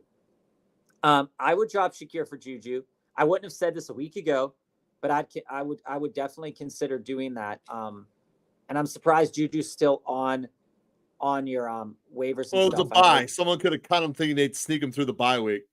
Yeah, I'm okay keeping Shakir, but he's no longer like a flex start for me until I see what's happening there. Juju is. So I would go with Juju. I haven't heard anything today. I've been at work most of the day. I haven't really heard anything about Reed today. But my comments. Yeah, you're not going to really start getting those answers until tomorrow and Thursday. Yeah, anyway. And we're going to be on tomorrow as well to answer a lot. You're welcome. You're welcome, Mr. Wumbo. Who do I flex? Wandale, Worthy, Najee, or Mostert? If I can only flex one, it's probably going to be Najee. And I would order it like this. I would order it Najee. Where's Miami at this week? Oh, actually, flip that. I would do Mostert. Yeah, New Orleans can't stop anything, man. I would do Mostert. They're playing. Yeah, I mean, it's tough. But I would play Mostert, then Najee, then Wandale, then Worthy in that order. Logan, would you trade Devante Adams, Keenan Allen, Zach Moss for Kyron Williams and bums? I like that you said that. If I don't need the wide receivers, I would. Yeah. If I don't need the I wide like receivers, getting rid of Keenan Allen. Yeah. Let's now get up into a couple of the deep dives here, Joe. I'm going to grab a drink of water, and I'll be right back. Fling you down here real quick and toss that up here. So your team is Love, Darnold, Cook. All right, got it. That's a good roster there. In fact, actually, man, I thought we might have covered this one here earlier in the day. I did. I covered this one as a quick hit, man. Sorry we got you hit there, but I'll hit you up again with it. It's going to be Love. Your two running backs are obvious. Swift is going to be on the bench. Jettis, Kupp, and Amari, your starters. Kittle is your tight end. That's how it's going to be. So yeah, sorry for re-answering that one, guys. Quick hitter. Ross, you just jumped in line because he left that as a double one for me. 8-team league, everyone's stat. You have certainly a stack with Saquon, Connor, Jacobs, A-Chain, and Dobbins. Thoughts for trading for CMC? I love that. This is about the time where we should start considering going to get him. Do I think that Ingram and Dowdle is going to be fair enough to get CMC? If I were sitting here, I'd actually consider throwing Kelsey in instead of Ingram. Um, and maybe prying back another piece back. The reason is that Kelsey's going to be on a pitch count, shot clock, whatever terminology you want to use, because he has to be. He's about to retire and break. He's old. I mean, there's no other way to say it. Ingram is the most targeted player in that offense. He finished as the number 3 tight end last year, and I would want to keep Ingram moving forward now that he's back from that injury, and they immediately targeted the hell out of him. So I don't want to get rid of who I believe to be the higher volume asset moving forward. I love the idea of getting CMC. I think if you put Kelsey in there, you get name recognition, which will increase the total value of your offer. And therefore, I think you might even be able to get a minor piece in return. Not going to mean a huge piece. I mean, you're giving Dowdle for crying out loud. But that's how I would look at that, Ross. I love the idea of going in CMC. My offer, instead of being Ingram, would be Kelsey, and Dowdle would be how I would go about in attacking it. So hitting up a second one, RQ. Again, this was about an hour ago you sent this one at us. That's where we're at with DDs, guys. So your quick hits get answered immediately. The DDs get a little bit more depth into them, but they go in the order in which we receive them. That's just how we do it here at Local Football Flavor. And as always, if you have any questions that we haven't gone to yet and you want to see us answer it live, feel free to put it in tomorrow's episode queue, and they'll be the first ones we answer to start off the show. So if you, on that note, if you're sending out your comments now, make sure you start with either the DD or the quick hitter icon so we know which one we're going to hit you with here. Mm-hmm. All right. So do I drop Mahomes for Mayfield, or do I try to bench Mahomes and sacrifice one of your 4 bench guys? Your 4 bench guys being Najee, Pittman, Wandale, Mooney. So my first answer for you, RG, is that your bench is too quality. Unless you're in an 8-man league, you should do a 2-for-1 trade, probably pairing Pittman and Mooney, maybe Pittman and Wandale, to go upgrade the position. That would be my starting recommendation. Probably give you even better value. Do Pittman and your number 2 running back and go get a better number 2 running back would be my guess of how to do this. And then it solves your problem. But if you're not willing to do that, you cut Mahomes. Bob? Yeah, when it comes down to it, RGQ, we mentioned this a couple weeks ago, and we mentioned it, I think yesterday. I Mahomes is definitely worth it right now, especially in 1 quarterback leagues, to put it back on the waiver wire in favor of a guy like Mayfield. However, I do see relevance in putting Pittman on the waiver wire instead. But again, something to consider about Baker Mayfield is that Baker Mayfield right now does have a really high ceiling when it comes to quarterback numbers. We go and we look at who they're going to play in the upcoming weeks ahead, and I think that would probably dictate my decision a little bit more on this. You have the Ravens, Falcons, Chiefs, Niners, Giants, Panthers, Raiders, Chargers, Cowboys, Panthers, Saints. I do think that Baker Mayfield is a good addition. And like I said, it's very difficult to trade out of a quarterback. But I think, unfortunately, how I sit with this right now, especially not knowing if Pittman's going to be placed on IR or not, and knowing that Anthony Richardson's going to come back, I think Pittman's a drop for me instead of Mahomes. Mahomes is definitely worth considering dropping, like I said, but I would exhaust all options before I did that. So like Joe said, if I could move 2 of those wide receivers into 1 and then keep Mahomes, that would be of the utmost kind of that's kind of where I would put it right now. So like realistically speaking, if I wanted to move and say, even if you're thinking about dropping any of these guys, they're definitely not helping you on your roster. So if I wanted to, I could probably move Najee and I could probably move Pittman. There's enough name recognition of both of those guys And you could probably move into something, while not excellent, something to consolidate your roster. You can, if you don't, I can't remember if you have them already, RGQ. You could probably, with a combination like that, if they're struggling at running back, you could potentially move into a Terry. You could almost certainly move yourself into a DJ Moore style player. You could almost certainly move yourself into a T Higgins as well. So I think that I would exhaust all options before I moved Mahomes. And people are going to they're going to get that scent that you're going to be dropping Mahomes. And I would look at, and I would do this as well. And I think we were talking about this with Mr. Wumbo at one point in time last week, or Steve, look at who the players are that are going to be dropped if you let go of Mahomes. Yeah, option 2 is you cut your kicker and you just wait if Pittman gets put on the IR or not. So that's also another option in which you can do here. All right, guys, so we're going to be jumping back into the quick hitters. Just give an update as far as where we're at on the deep dive queue. Jackson's going to be next, then Jason, then Kenny, and then it looks like Quincy smiles from there. And then after that, you guys will be able to see your comments. So going into the quick hitters. See, Bob, we left off with Marlon, so we're right here. Trade Swift and no, we're not. We're not there. Nope. We're up a little bit more. Okay.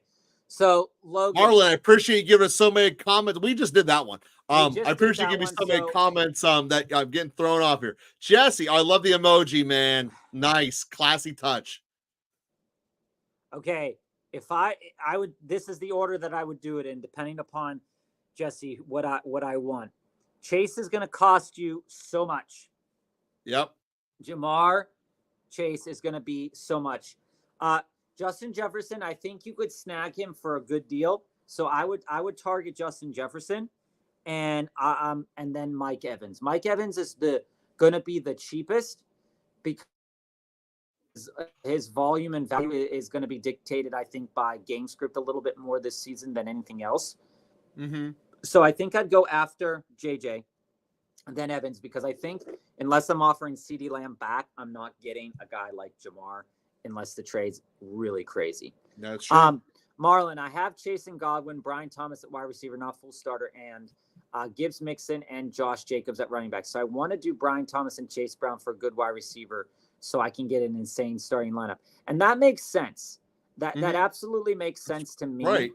But I do think a guy like Terry that you're targeting isn't enough for the players that you're giving up, because you're giving up a certifiable running back 2 when Moss isn't in, and you're giving up a wide receiver that can return wide receiver 1 style value, if not wide receiver 2 value. So as I see these two players, while their names are not big, Marvin Harrison right now, I get having him as your third receiver is great, but also you're eating a lot of weeks where he's doing nothing, right? And that's the damage here. And that's the same thing we said a couple weeks ago about Tyreek. If you can eat it, cool. A guy to go out and get, realistically speaking, for your team, Marlon, I don't know if I'd offer both of these guys, but I'd see the conversation to get Diggs, honestly, to tell you the truth. Getting Diggs, getting Metcalf, I think can make your team really nice. And if you're going to go, if you're going for the gusto, go for Zay Flowers as well. And I think that all three of those guys that I just mentioned, Marlon, are good options for you. Bug, would you trade CD for Adams, Aaron Jones, Chubb? I would rather have CD. Without seeing the rest of your lineup, I would rather have CD. And it depends on your record, right? It really depends on your record and your. I don't think it depends on your record at all. CD is going to give you the most value. I would rather have CD. Traded Swift and Shaheed for Tyreek. Thoughts, Zai? I think that's a solid trade for you. Yeah, I think I'd take Tyreek. I think that's a solid trade. If you're knowing Shaheed's injury and moving off of Swift, I'm okay with that. Would you trade Mike Evans? And if so, what other wide receivers? I'm tired of alternating with Godwin. If I'm moving on from Mike Evans, I think Mike Evans could be a nice piece if you didn't have Drake London and wanted to try to move into Drake London. If your record dictates that Evans you can, is so much more valuable than London. Listen, if your record dictates that you can, I would target Jane Reed. I would also target Nico Collins if that's something that you like. I understand not wanting to own both of these wide receivers, but realistically speaking, there is a framework where both of these wide receivers could be supported by Baker Mayfield. So it might be good to just sit tight on Mike Evans or put Mike Evans in And a Quincy deal asked tomorrow. to change his into a quick hit. I think he's got to run. So Coop is about to come off the IR. And he has Lamb, Debo, Kupp, Mooney, Tank Dell, and he can only carry five receivers. He's been shopping Mooney and Tank. He's got to drop one. Who has to get cut if he can't do this trade, Bob? Okay. Been shopping Mooney and Juju. I guess it's got to be Dell, right? Of those five, Dell's the one I would cut if you have to do one. Right now, I don't think Dell would be the guy I would cut. I think I would cut Mooney. But that's hard. I think what your answer might have to be is instead of trying to trade the bottom end of Juju and Mooney, is combine Mooney and Debo and go for the moon. I think that puts you into a better spot. So then you have Lamb, whoever you just got in your Debo trade, and Kupp as your starting three receivers, Quincy. That's how I would want to address that moving forward. Yeah, I think I'd fall into the same kind of circle there, and I think it's fair enough to move Debo. Debo could be an elite lights out option moving forward, but I'd be okay moving Debo for the right piece. If I could go with like Debo and Mooney to move into AJ Brown, I would totally do something like that, Quincy. I would definitely do something like that. Let's get into a couple.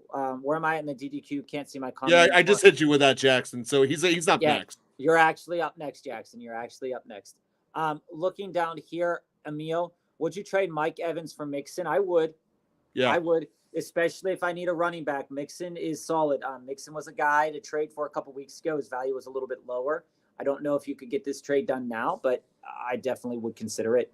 I actually would do that. I own Mike Evans. Both sides would do that. If somebody offered me Mixon today, I'd take it. That's just kind of where I fall on that. Is London, MHJ, Dell overpaying for JJ? No, that's a good spot to start a conversation. It's just hard to make a 3-for-1 happen. So in name value, yes. In performance value, it's kind of right at where an owner would be expected, what you would be expecting to get back for JJ, because when Nico comes back in 3 weeks, Dell's value does take a dip. Now MHJ's and London's value is pretty stable. So the question is, would you rather have those three players for JJ? I think I would start it with London and Dell first and let them know that you're open to trading MHJ. Because I think this would be an accept for the JJ owner, depending upon the fact that they trim from their roster. I don't know how it came to this, but Hunt is basically the only person on my rosters I don't want to trade for. What's wrong with you, Wombo? What happened? I like Hunt. I like Hunt a lot.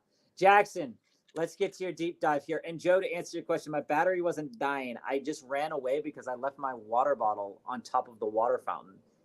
And I needed a drink. It's just the way you're like freezing a little more than you normally do. That tends to only happen when your battery's about to go. Could be the Wi-Fi in the basement of a church. So that's always fair. All right. On the team after this trade. No one in my league seems interested in Wilson. QB is Love, Fields, Hall, Henry, Mixon, Allen, Bigsby. Wide receivers are AJ Brown, Garrett Wilson, Reed, Juju, and Puka.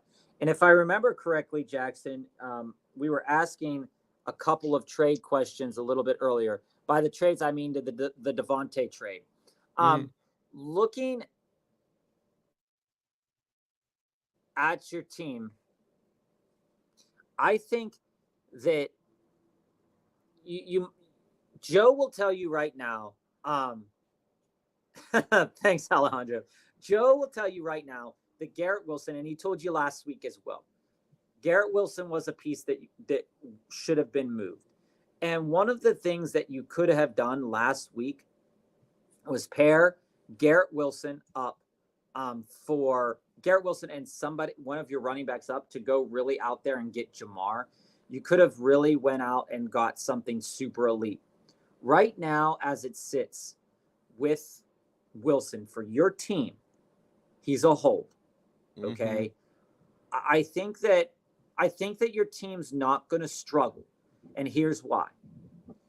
Hall is going to get a fair share of carries. Yeah, he tried, just no one wanted to buy him. I get it, Jackson. Yeah, I get it. I absolutely 100% get it.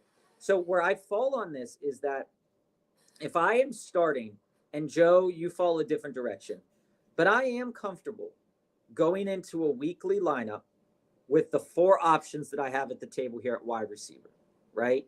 And I'm probably throwing them into I'm probably throwing at least one of them into my flex on a week-to-week basis. I come over to the other side of. No, talk about mixing your flex. Yeah, I come side of your team. If you're a 2-flex league, league with the 3 wide receiver starters, obviously Juju and Mixon are your flex spots, and it's not a question. But right now, as it sits, I don't like we said earlier, I don't like the fact that Adams is with the Jets for the targets that Garrett Wilson was getting prior. But also, I don't think, and Joe disagrees with this statement, I think he'll be able to do more with the opportunities that he's given because he's not going to be the only skilled player on the field. Every NFL player is skilled to some degree. They made the NFL. So even Alan Lazard, the wonder of Iowa State, is skilled, right? So I look at it and I say to myself, if I have to start 2 of these wide receivers, I'm probably starting A.J. Brown and Reed on a weekly basis. If I'm flexing, if I have 3 wide receivers starting, then it's very easy for me to say A.J. Brown, Garrett Wilson, and Reed because of the chances for those opportunities. Juju will slip in there some weeks, of course. And when Puka comes back, you really have a question of what's going to happen. So as it goes to Hall, I think Joe hit the nail on the head when it comes to Hall. Is the rushing yards for Hall, I don't think will be a huge concern. Okay. I don't think that there'll be a huge concern. He's probably going to normalize somewhere in that 50 to 100 yard range on a week-to-week basis once he gets the wheels under him. Seems like Aaron Rodgers understands that Breece Hall needs to get the ball. Seems like the defensive head coach feels it too. I don't know what took the last one to figure it out. At least from last week. And Henry and Mixon are every week starters. So from this perspective, and Jackson, you just said, it's one flex. So Mixon's his starter. So I mean, you really need to consolidate if you can. He's tried to send Garrett Wilson and Mixon for Jettis, Chase, and CD, and it's just hasn't worked yet. So realistically speaking, if I am sitting there, Jackson, and I have this team, maybe instead of Mixon, make it Juju. No, that can't get that won't sell it either. No, Mixon was hurt when he was doing it. Fair. I think if I were to do it this week, nobody's going to want to buy Garrett Wilson this week. That's true. Okay. You at this point in time, sitting here at Tuesday afternoon, you have to eat this week with Garrett Wilson. Yeah, you absolutely you just have to. So, and hopefully the lightning strikes. And they face the Steelers, and if memory serves me right, Joe, if Devante Adams plays this week and is not and clears everything that he needs to clear, because again, he was injured. Is he still injured? Right. But if he clears everything, if he clears everything he needs to clear, he's going to be facing Joey Porter probably the majority of this time. This is a better matchup. The guy is the other side of the Steelers is third in the league in interceptions. That's fair. Aaron Rodgers is totally susceptible to that's that. The thing. I think this week, the thing is that with Wilson, no one's going to buy him with Adams now there. And you just need to hope that he has a good week. I'm just not optimistic about it. I mean, that's just the fundamental truth of the game. So, like I said, when you have Puka come back, you're going to be playing A.J. Brown and Puka anyway. So maybe you'd be willing to move one of those two for your upgrade. Maybe you do Garrett Wilson and Puka for that, because there's no point in having the third stud. Yeah, I mean, it really just depends on how you like your flex position to be on a week to week basis. I think from now on, it's going to be Hall, Henry, Mixon, and unless buys come out, as the bye weeks come out, that you're gonna. I would definitely keep thinking about this, but right now, I don't really think that you need to make a move. I do like your team the way it's set up right now, Jackson. And I think that moving forward, there's going to be a lot of good weeks ahead for your player capital. Again, Reed's going to have a bye week soon. A.J. Brown already has his. Kansas City already has theirs. Houston's going to have theirs at the back end of the season.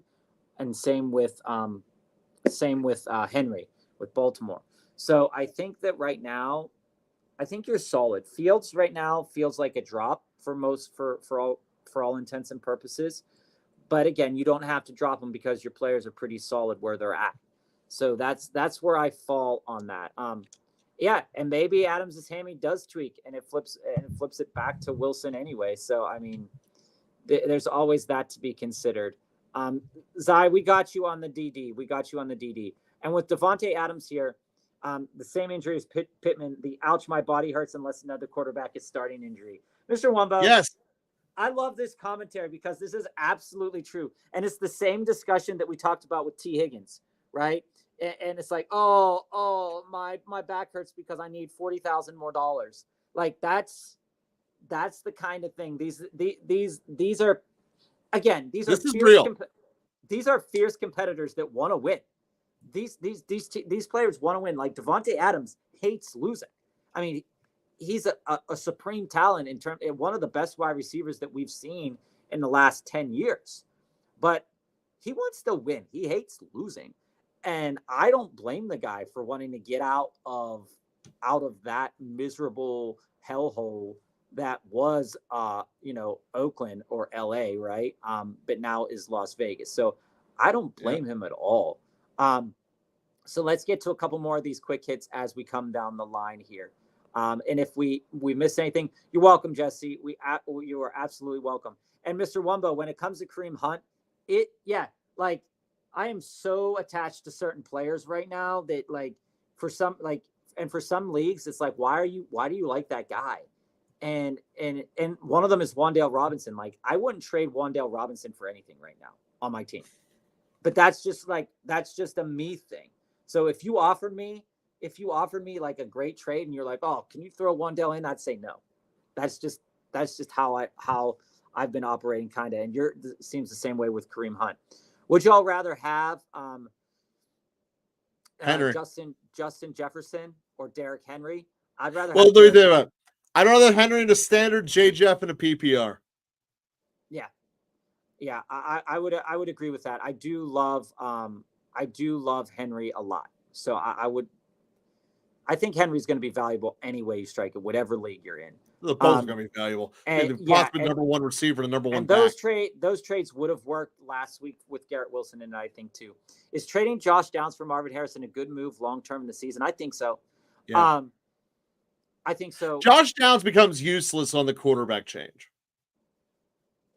I don't know if he necessarily becomes useless. Richardson can't complete a pass, so yes, he does. Kyler Murray's struggling to do that too.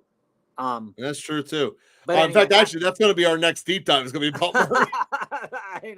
You're struggling to do that too. I'm going to drop Fields. Would you grab someone like A-Rich or Tua, or just try and grab Tracy or Pop Douglas? If I'm dropping Fields this week, I think picking up Tua, I'm still like 2 or 3 weeks away from wanting to pick up Tua. And A-Rich right now, if I needed a quarterback, but he's going to take up a roster space. So it really depends on who you Pick up Tucker Jackson. Pick up I'm Tucker. on Tracy. I'm on Tracy. Tucker. And like I said earlier, I think Tracy and Tucker are the pickups this week if they're still on your waiver wire, and Tucker should be. Those are the ones that I'd pick up over Douglas. But if I needed a wide receiver, Douglas. No one drafted the undrafted free agent from Tampa Bay. I can tell you. Yeah. And you have Love as a quarterback, so A-Rich and Tua don't make sense. And Jackson, looking at the team, we just were talking about your team. You don't really need the wide receiver, so it doesn't make any sense to pick up Douglas. Go for a home run. Like, that's the thing where we're communicating. Your team is like one home run away each week from probably winning. So if it were me, go after Tucker, right? Your team is strong enough to go and do that it's not going to take up a lot on the back end for you. Bronson, trade Mahomes and McConkey or Juju for Lamar or Josh Allen. I would 1,000% want to move into Lamar. I would also want to move into Josh Allen. I don't think you're getting that trade. Realistically, I'd go for it. I'd prefer to. I whatever version he takes, I'd take it. For Lamar, I would do it. I wouldn't do it for Allen though. Realistically, you could probably do Mahomes and Juju for Lamar. Yeah, I would do that. But that has to be if that guy's really struggling at wide receiver. If you want to deep dive on that, we can talk about that, Bronson, after we get through the queue of deep dives. I'm going on the IR. It might be the end of my season. Oh, Flacco is starting. Well, I talked to my dad, and my back is fine. That's exactly it. That's totally. He'll call his dad this week, and Richardson will be back, and he's going on IR.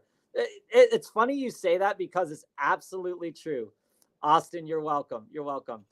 Jay, Will, Tucker. We'll get to Jay and Will in a moment. This is a follow-up from. I believe Tucker's the better option. Tucker's the home run. Tucker's the home run. We love to play DFS. We're all. I made like 30 to 40 lineups this past week. Yeah.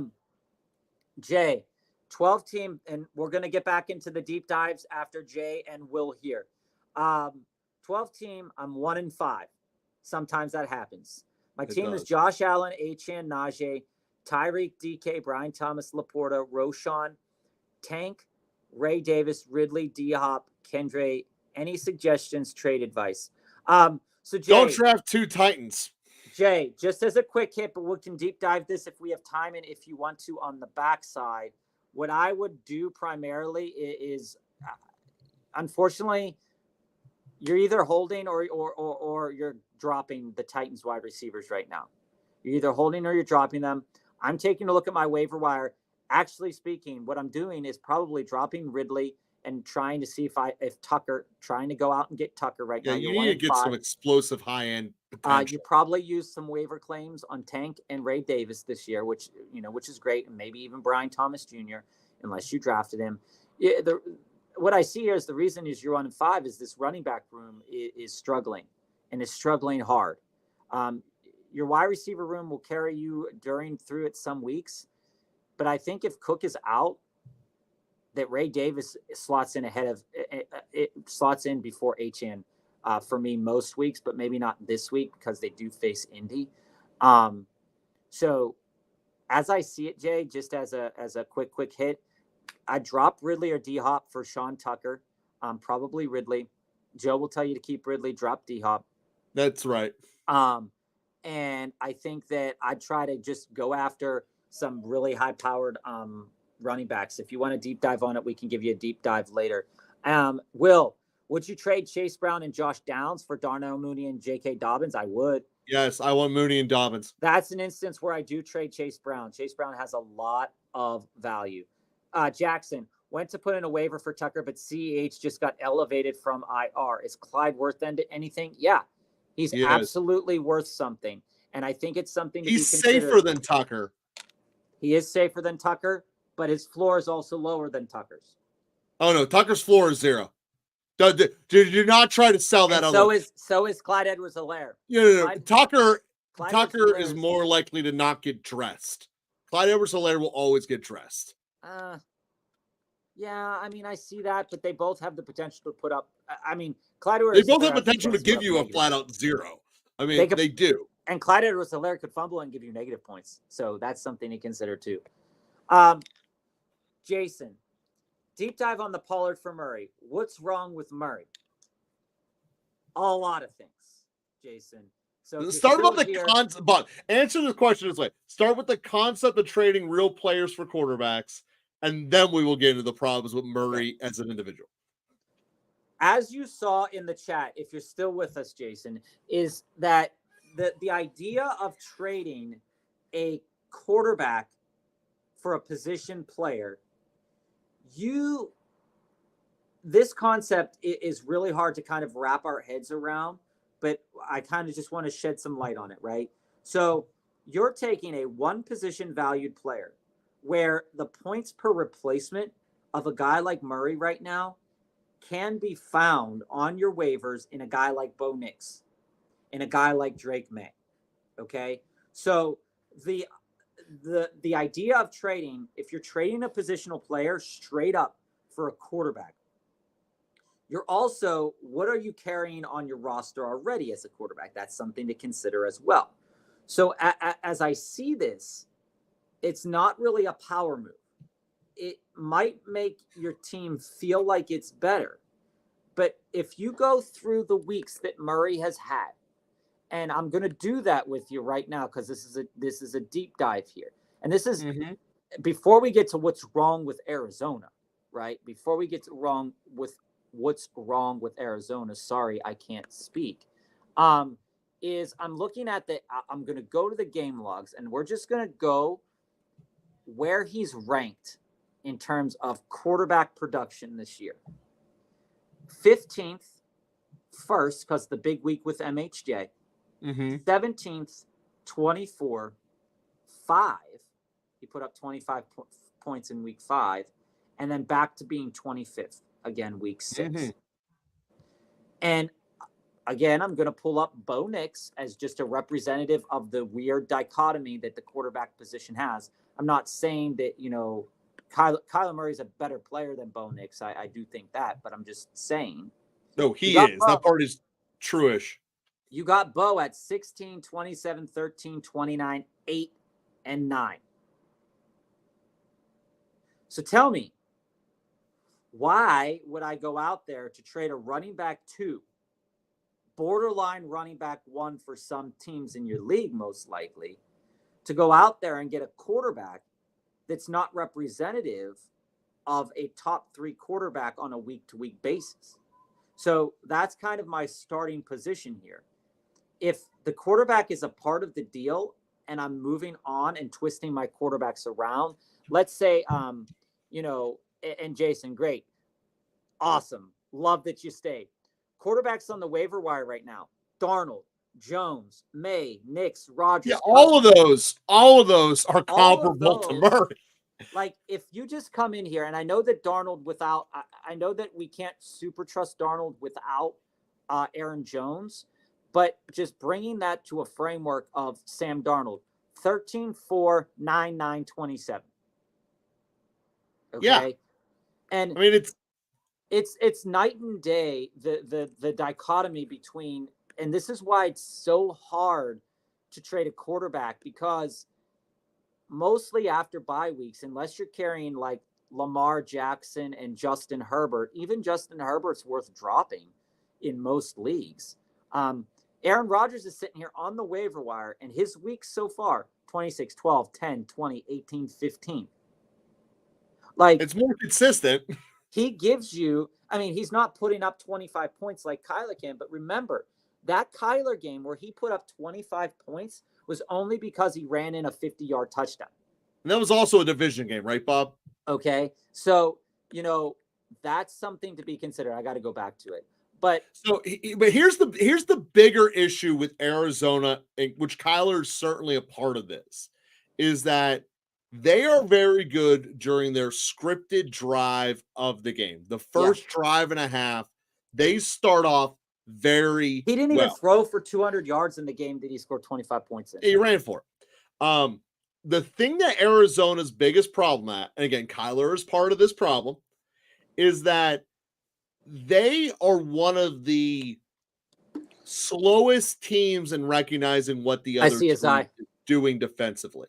Every team eventually, by the fourth quarter, knows what the defense is doing against them. The thing is that in Arizona, they need 2 more drives than the rest of the league. And sometimes their defense lets them the 2 extra drives for Kyler to figure out what they're actually doing. Most of the time, their defense can't. So what happens? You end up seeing Arizona and they're losing 7-10. And it's like, all right, they're going to keep in this game. You jump on the live bet of Arizona plus 5.5, and they end up losing the game by 19 because everyone can figure out what their defense is doing, but Kyler isn't able to figure out what the opposition is doing. Against division games, they are much better, but they are still very not good. I want to point this out, and Jason, this isn't take the inferences of as they are implied with that answer. This is not strictly about Kyler as a player. No, Bob's answer was why it's about the quarterback. My answer was why it was about Kyler. Right. But even something like this, okay, if I'm not trading Jaden Daniels, let me just write that up there. And Darkside knows, if Darkside's still in the chat, that we're both up for trading Caleb Williams. But here is the thing. If I am, and this is something that I just want to throw out there, and it's about the trade concept itself, about a positional player for a quarterback. The fact that someone accepted that is amazing. It's because of names. That trade was done because of names, Zai. That name was totally done because of the trades, because Rice was balling out to at that time. And Derrick Henry did have I believe he had a good week 1, Joe. No, he had average-ish. He was like 14. An average-ish week 1. Let me go back and look. And average-ish week 2. Then he blew up. So he had a 26 finish and a 9 finish. So I could see why that trade would get accepted. But to the point I want to make, Jason, is that if you told me, if you walked up to me right now and you said, with all those quarterbacks that you have on the waiver wire right now, and you're giving me an RB2 that I'm going to start for Caleb Williams, and then I could go out there and get Darnold or May that has just the same opportunities and the same justification or likelihood that he could put up 20 plus points in a game. My numbers over replacement, if you think of it from a baseball and a war, is I'm winning that trade all day. If you give me Pollard for a quarterback, no matter what quarterback it is, I am better off keeping Pollard, getting rid of trimming the fat at the back end of my roster, and then going out and getting a waiver quarterback. That is where I'm at right now. And that's not saying, you wouldn't be able to get Jaden Daniels, but that's kind of the piece. And I think the quarterbacks are pieces in trades. You're welcome, Jason. It's scary, but most people found Baker on the waiver wire this year. Most people found Sam Darnold on the waiver wire this year. Even Danny Dimes has thrown up a couple good games. Yeah, I would have sent anything for Derrick Henry after week 2, realistically speaking. Dom, you're absolutely welcome. Absolutely. You guys didn't believe in me then. I told you he was going to ball out. He's my guy of the preseason. Yeah, and Love off the waiver wire after the injury. This is a fact of life. Like, as a discussion point, Jason, we were just talking about potentially dropping Patrick Mahomes. So that's the crazy thing there. Shane, let's get you with these quick hits and then we'll go back up to the deep dives. Shane, I have Garrett, Kincaid, and Shakir. That's rough, man. That's rough. Should I trade Kincaid and Moss for McBride? I would do that. I still like Moss's potential, but Chase Brown is really elevating this game for. But again, the thing to note about Chase Brown is he's not helping really much as a blocker. Moss does. But Yep.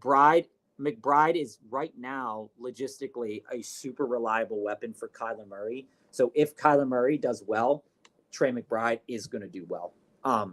So I'd consider that. I would kind of do that. How about you, Joe? Where would you fall on that? I'm taking McBride in that side of the trade. So Kenny, you were up here next. I need to make sure that I got the right comment here for you. So here, sorry, I clicked on the wrong one here. Here's his roster, Bob. Mm-hmm. It's a 2 quarterback league here. Mm-hmm. He's got DJ Herbert, Stafford, and should he trade Puka and Tank for Devante and Richardson and Puka? Or for Deontay and A Rich. Hey, sorry. So we talked about this one earlier in a quick hit, and he wanted us to give us the full answer on the deep dive. Okay, so this is how I kind of fall on this, Kenny.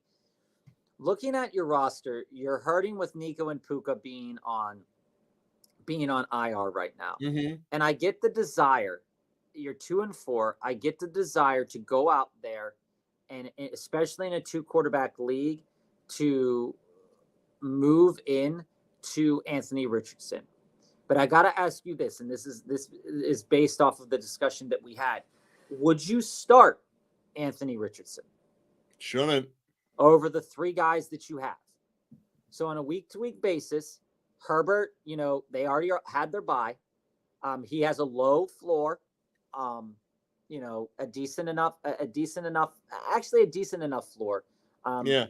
But again, Stafford also without the weapons, a lower floor, and Daniel Jones, if Malik Neighbors comes back, he should be fine.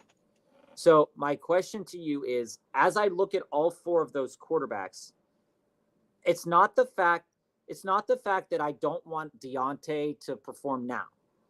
It's the point that I'm not willing to move into Anthony Richardson unless I'm turning around and trading Anthony Richardson right back, Kenny, because you need to win now. There's no doubts about it. Tank allows you to win now, right?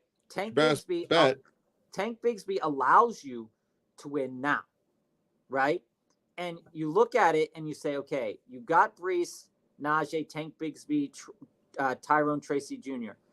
Puka is your kind of back pocket stash for the back end of the season if you turn it around.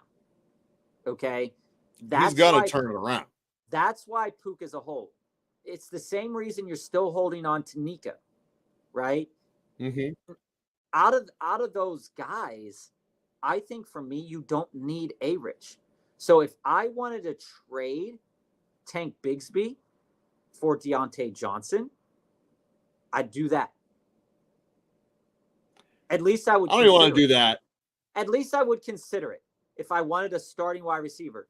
But realistically speaking here, looking at your team, DJ Moore, Wan'Dale, and Ladd had the bye previously, but Ladd, Wan'Dale, and Moore are more than enough as those back end guys. Again, this is coming from a guy that in 1 week I had Tutu Atwell, Wan'Dale Robinson, and somebody else as my starting 3 wide receivers because of injury. Okay, Mm-hmm. So you can win depending on your matchup with what we would call scrubs, right? Mm-hmm. But these guys, they're getting good volume in order to do that, right? And so I'm sitting here asking myself, if I want to move and I want to get a wide receiver, can I do a little bit more than Deontay? Can I do a little bit more than Deontay? And if so, Mr. Wumbo, yeah, until after you trade for him. So, he is a heavy person to have on your bench. Mr. Wumbo was just saying, his bench is starting to sag because it's taking up space. You would then carry 4 quarterbacks. Which one of them are you driving? Yeah, Kenny, the best thing to do to your team right now is I would move. It's not going to be a high end trade. It's going to be a low end trade. Bob thinks this is sacrilegious, but I would combine Ridley and either Moore or Wandale and go up a slight tier at the receiver. So basically setting yourself up for who is my receiver 3 going to be in the playoffs. Yes, they're your receiver number 1 today, but your receiver number 3 in the playoffs. You might be able to turn it into a scary Terry. And that's kind of what we're recommending you do here. And then you just play waiver wire Russian roulette and you hope you catch someone and you turn them again. That's what I would do with a 2-for-1 trade and go in that route. And like I said, as an example, I started Wandale Robinson and Tutu Atwell and Brandon Cooks one week. Okay. And they combined for over 25 points, Cooks with 2 points. So that's kind of the framework that I'm putting out there for you right now, is that these 3 guys, Moore, Wandale, and Ladd, while they're not consistent performers, your roster, Deontay Johnson, as we look at Deontay's stats over the course of the season, he can definitely put up wide receiver 2, borderline wide receiver 1 numbers with Andy Dalton.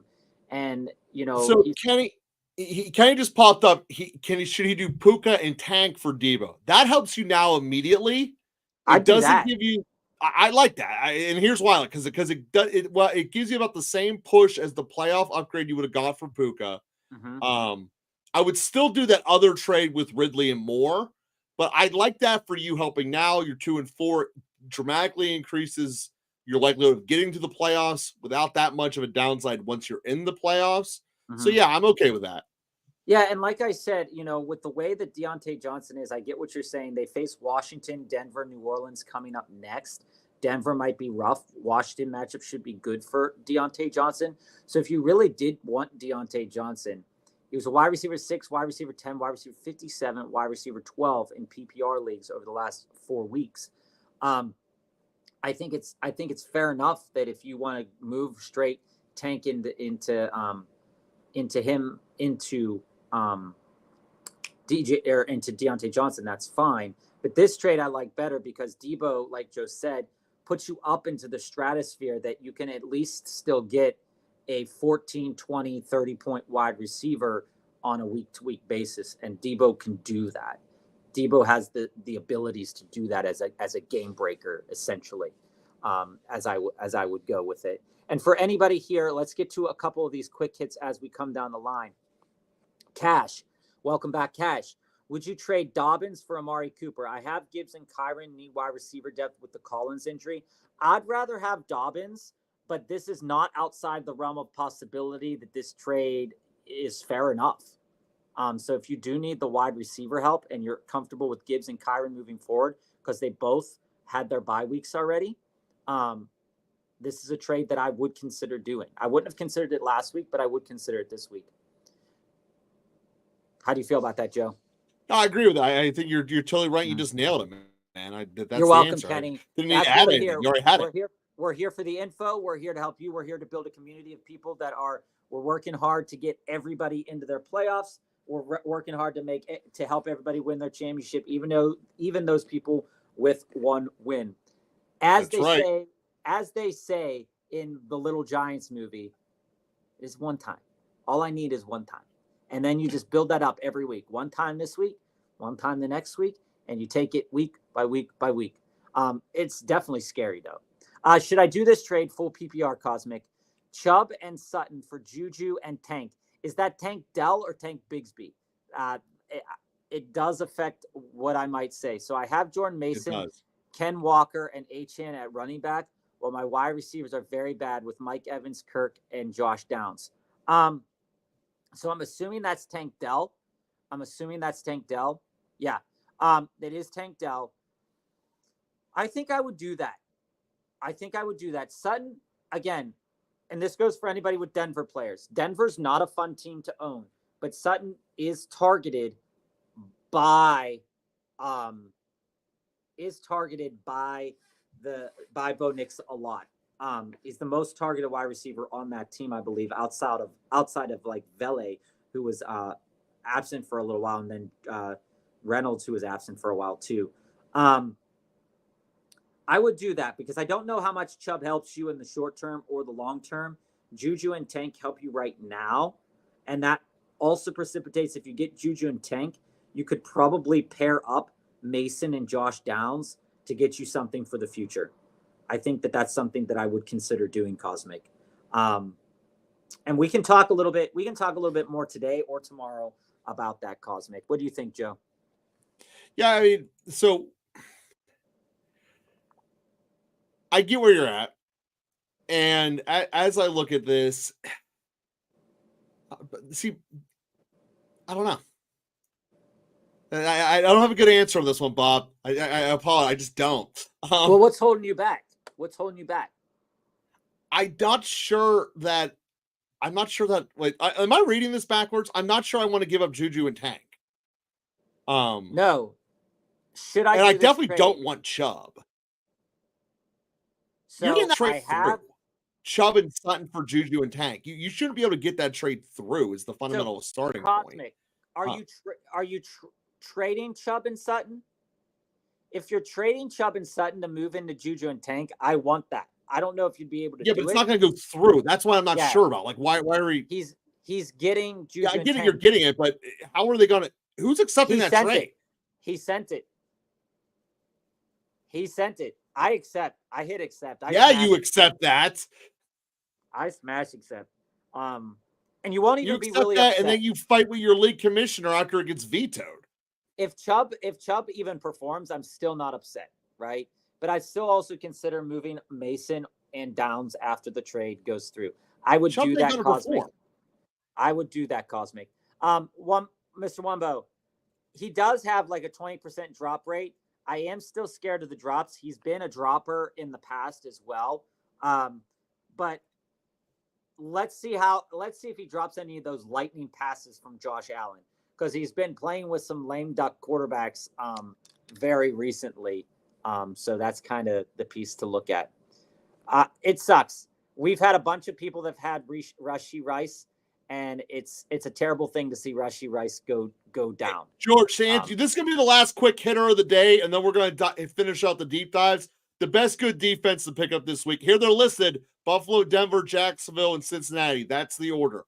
Buffalo, Denver, Jacksonville, and Cincinnati. Here, with Buffalo being the top one. Yep. So, Smile, when it comes to your team, I'm 3-3. My team is Justin Fields, AR Brees, Josh Jacobs, Javonte, London, DK, Tyreek, Andrews, Cole Kmet, and Jordan Addison. I need a quarterback. Should I trade for one or pick up someone off the waivers? So as it stands, Smile, you heard our discussion about quarterbacks, and it would really depend on who you have at quarterback or who you have on the waiver wire at quarterback, right? We talked in depth about these quarterbacks, and I do think... Yeah, but Justin Fields isn't playing, so cutting Fields for any of them is an upgrade. Yeah, and I do think, Smile, that I would like to trade for Love because he's a backup on another team. If I'm trying to go out and get Love right now, right? And this goes to the question that we had earlier from Jason, is that if he's a backup and not playing, you don't have to give up that much. No. I would float, honestly speaking, and they're going to say, oh, well, Jordan Love is well, what are you going to do with him? What are you going to do with them? You're holding two quarterbacks. What are you going to do with them? You can only start one. What are you going to do? If I were you right now, I'd float Andrews or Cole Kmet, or I'd float Javonte Williams and see what happens. No, keep Kmet. Javonte Williams is the one you do. Right? We were just talking about this. It's going to be very hard. Pollard is a guy I don't want to trade. But if I'm trading like pieces like Tutu Atwell or Javonte Williams, they're acceptable. I'm going to try that every day. And Smile, I think it's worth a chance. Kool-Aids. Do I trade Amari Cooper for Terry McLaurin? I like Terry McLaurin. That's how I'm going to answer that question. I like Terry McLaurin. Yeah, I mean, Cooper probably gives you a higher floor, but it's going to take 2 weeks to get there. So we're going to finish up a couple of these deep dives, everybody. And we'll come back for more questions tomorrow. If you have a quick hit question or a deep dive you want us to discuss tomorrow, we can talk about it tomorrow. Just leave it in the chat for tomorrow's episode. So we're going to finish up these deep dives right now. Zai, currently first 4-2, along with 4 others in a 12-man half PPR league. Love Darnold, love that. Saquon, Henry, Swift, Tracy. Debo, Higgins, Puka, Shaheed, Downs, Rice. Tight ends is Ingram and Kraft. What should I focus on moving forward? Tough week 7 advice. So, Zai. So here's what I'm going to do if I'm you. And this is both long-term answer and short-term answer. It looks like we're going to have a good chance of making the playoffs. I want to load my team with stacked playoff contenders. Debo, Puka, you're there. That's awesome. The one I want to get rid of, though, is Higgins. And Higgins, because I don't foresee him finishing the season, especially if the Bengals, who are basically last in the AFC, no, correction, Cleveland is, but who are second last in the AFC North with a lot of uphill climb in the wild card, I can see Higgins phoning it in and pulling the, I don't really want to play card. He traded Swift and Shaheed for Tyreek. All right, so that's this team. That's a big deal. That's this team right here. So now that even lessens the need for Higgins. So what I am going to do is do probably Higgins and here, you get really spicy. You do Higgins and Kraft and try to go get Kittle. Although that gives you 2 Niners. Take that back. Yeah, I wouldn't do that. Go get Bowers. He has Ingram, though. No, but that gives you a protection if Ingram goes down again. Okay, I mean, that's fair. Because now if you're giving me correction, Tyreek's already on this list. Tyreek, Debo, Puka. Yeah, no, I mean, with the updated roster you have here, you don't need to update the receiver. Maybe you get an extra running back as protection. Here's another direction you go. And this, as I say this out loud, kind of walking through the ideas in my head, I might just do Higgins for CMC right now. You might get that accepted. I might just do that and take your league win and win it right now in October. Zai, how many wide receivers do you start? Because if you start 2, I'm okay rocking some crazy stuff. I just want to point out, Higgins is very volatile on a week-to-week basis. The Bengals do have Tennessee, Cleveland, Denver, which are beatable teams, but we got you, PJ. But it's definitely something to be scared of heading into the playoffs going forward. And Burrow is an electric quarterback. That can't be denied. It's 1 QB, 2 wide receivers, 2 flex, 1 tight end, and 2 running backs. So yeah. So then for you're only playing Tyreek, Debo, and Puka your entire playoff run. And Tyreek right now is not worth starting right now. Pardon me, but Downs I think might be. What I would try to do probably, and to the discussion that we had, Joe, what I like about what you're doing, Zai, is you're solidifying your starting lineup. You're solidifying your starting lineup and you're moving it on. So what we said earlier about quarterbacks, you're carrying 2 quarterbacks. Unfortunately, you probably are going to have to eat one of those quarterbacks on a week-to-week basis. You're starting Saquon and Henry every week. There's no denying that.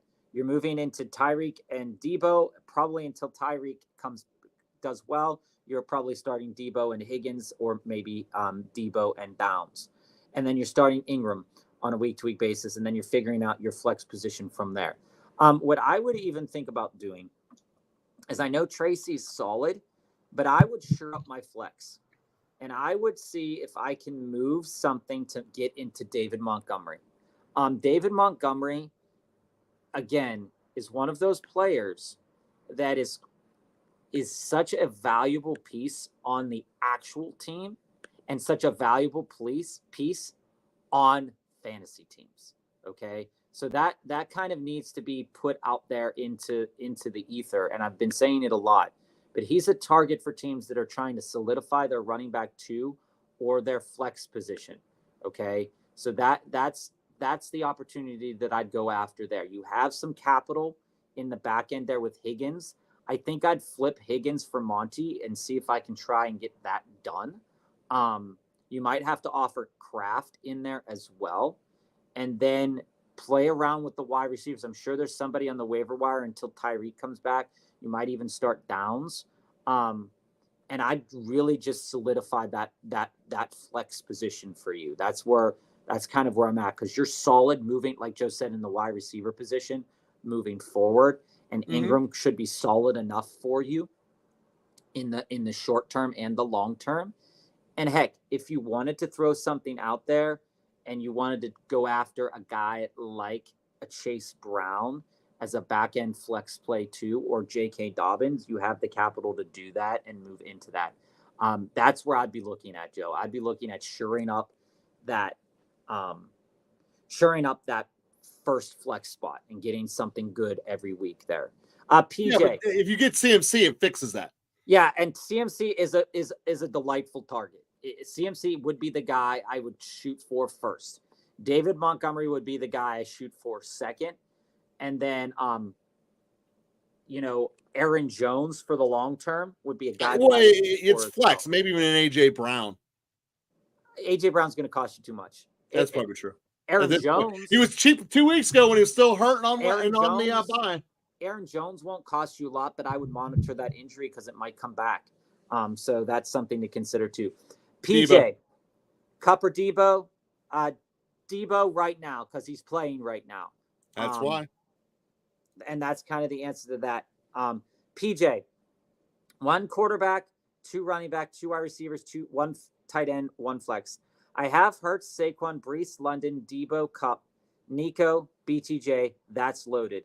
Bucky, JSN, trying to solidify my lineup for playoffs. I don't want to be in a position of not knowing who to start at wide receiver. So that's why you asked the Cup or Debo rest of the season. PJ, as it falls, these are kind of the players that I would move on from right now. If I could solidify, and I'm making trades to solidify, London and BTJ kind of top my list of players I'm willing to trade away. Yep, that's right. Okay. London, definitely, like, you come in and you're looking at the playoff schedule for London, and from my recollection, they have a decent playoff schedule. Drake London right now is ranked really high in terms of, yardage that he's getting.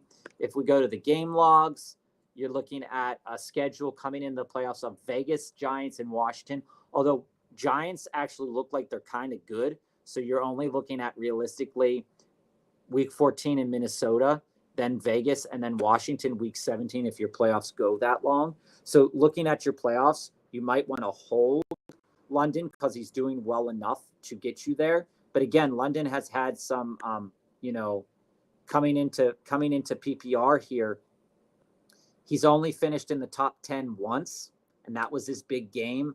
All the other games he's finished outside the top 12 PPR, still with a solid amount of points, don't get me wrong. But the schedule's looking okay for him, except for maybe Denver week 11 with Surtain. So maybe you don't want to move him, but he carries a lot of value right now. You could probably spin London and BTJ into something really, really nice. Whether that's another running back or whether that is another solid option at wide receiver until Nico comes back. I like your roster here. You're carrying 3 players that have some really good potential to hit a lineup. Those are your positional advantage. Like, that's your backup wide receiver, your backup running back, and you're rolling that. And once Cup comes back, Cup's probably in your lineup more often than he is not.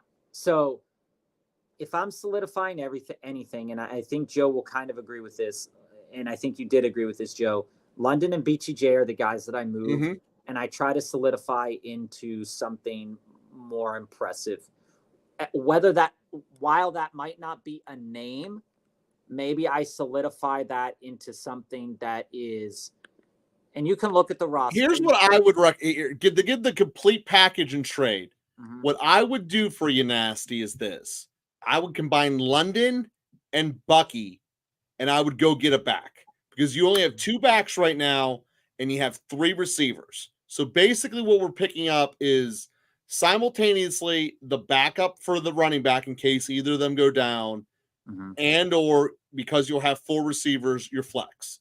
So that's what I would do. I would do London and Bucky, and if you need to throw in a third, you throw in JSN, and I go and get the best running back I can pick up.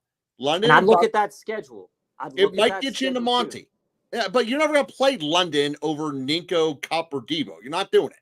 So when it happens, give me London and Bucky. Go try to get into a Monty because I think that's going to be about fair value when it's all said and done. And also, I know Mixon has a week 14 bye, but Mixon's a nice bye as well. And I think you could Mixon's totally fine. That's all the same tier. Yeah. You could probably move London and Bucky into Mixon now.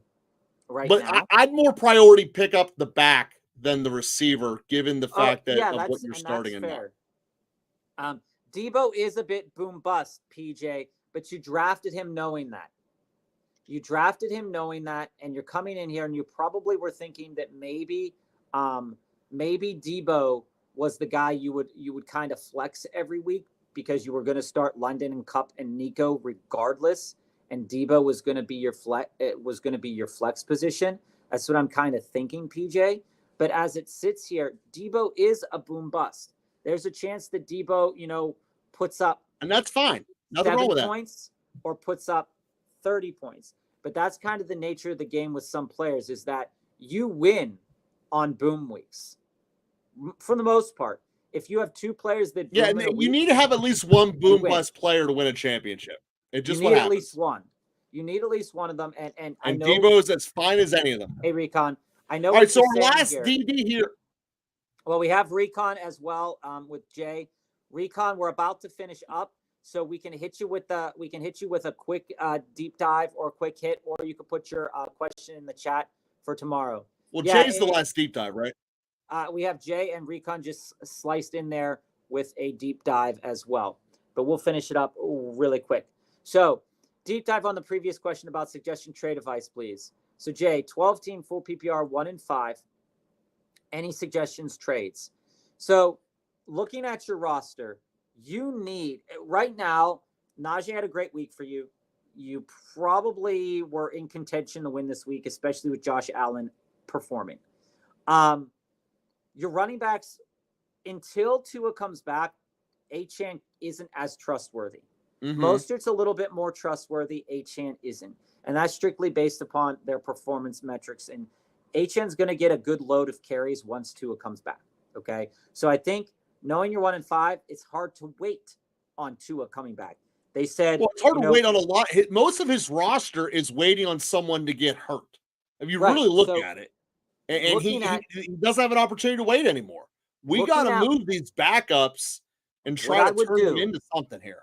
What I would do if I were you right now, Jay, I know that Laporta doesn't carry a lot of value as the primary piece in a trade, but he probably will carry a lot of value in a trade to a person struggling at tight end.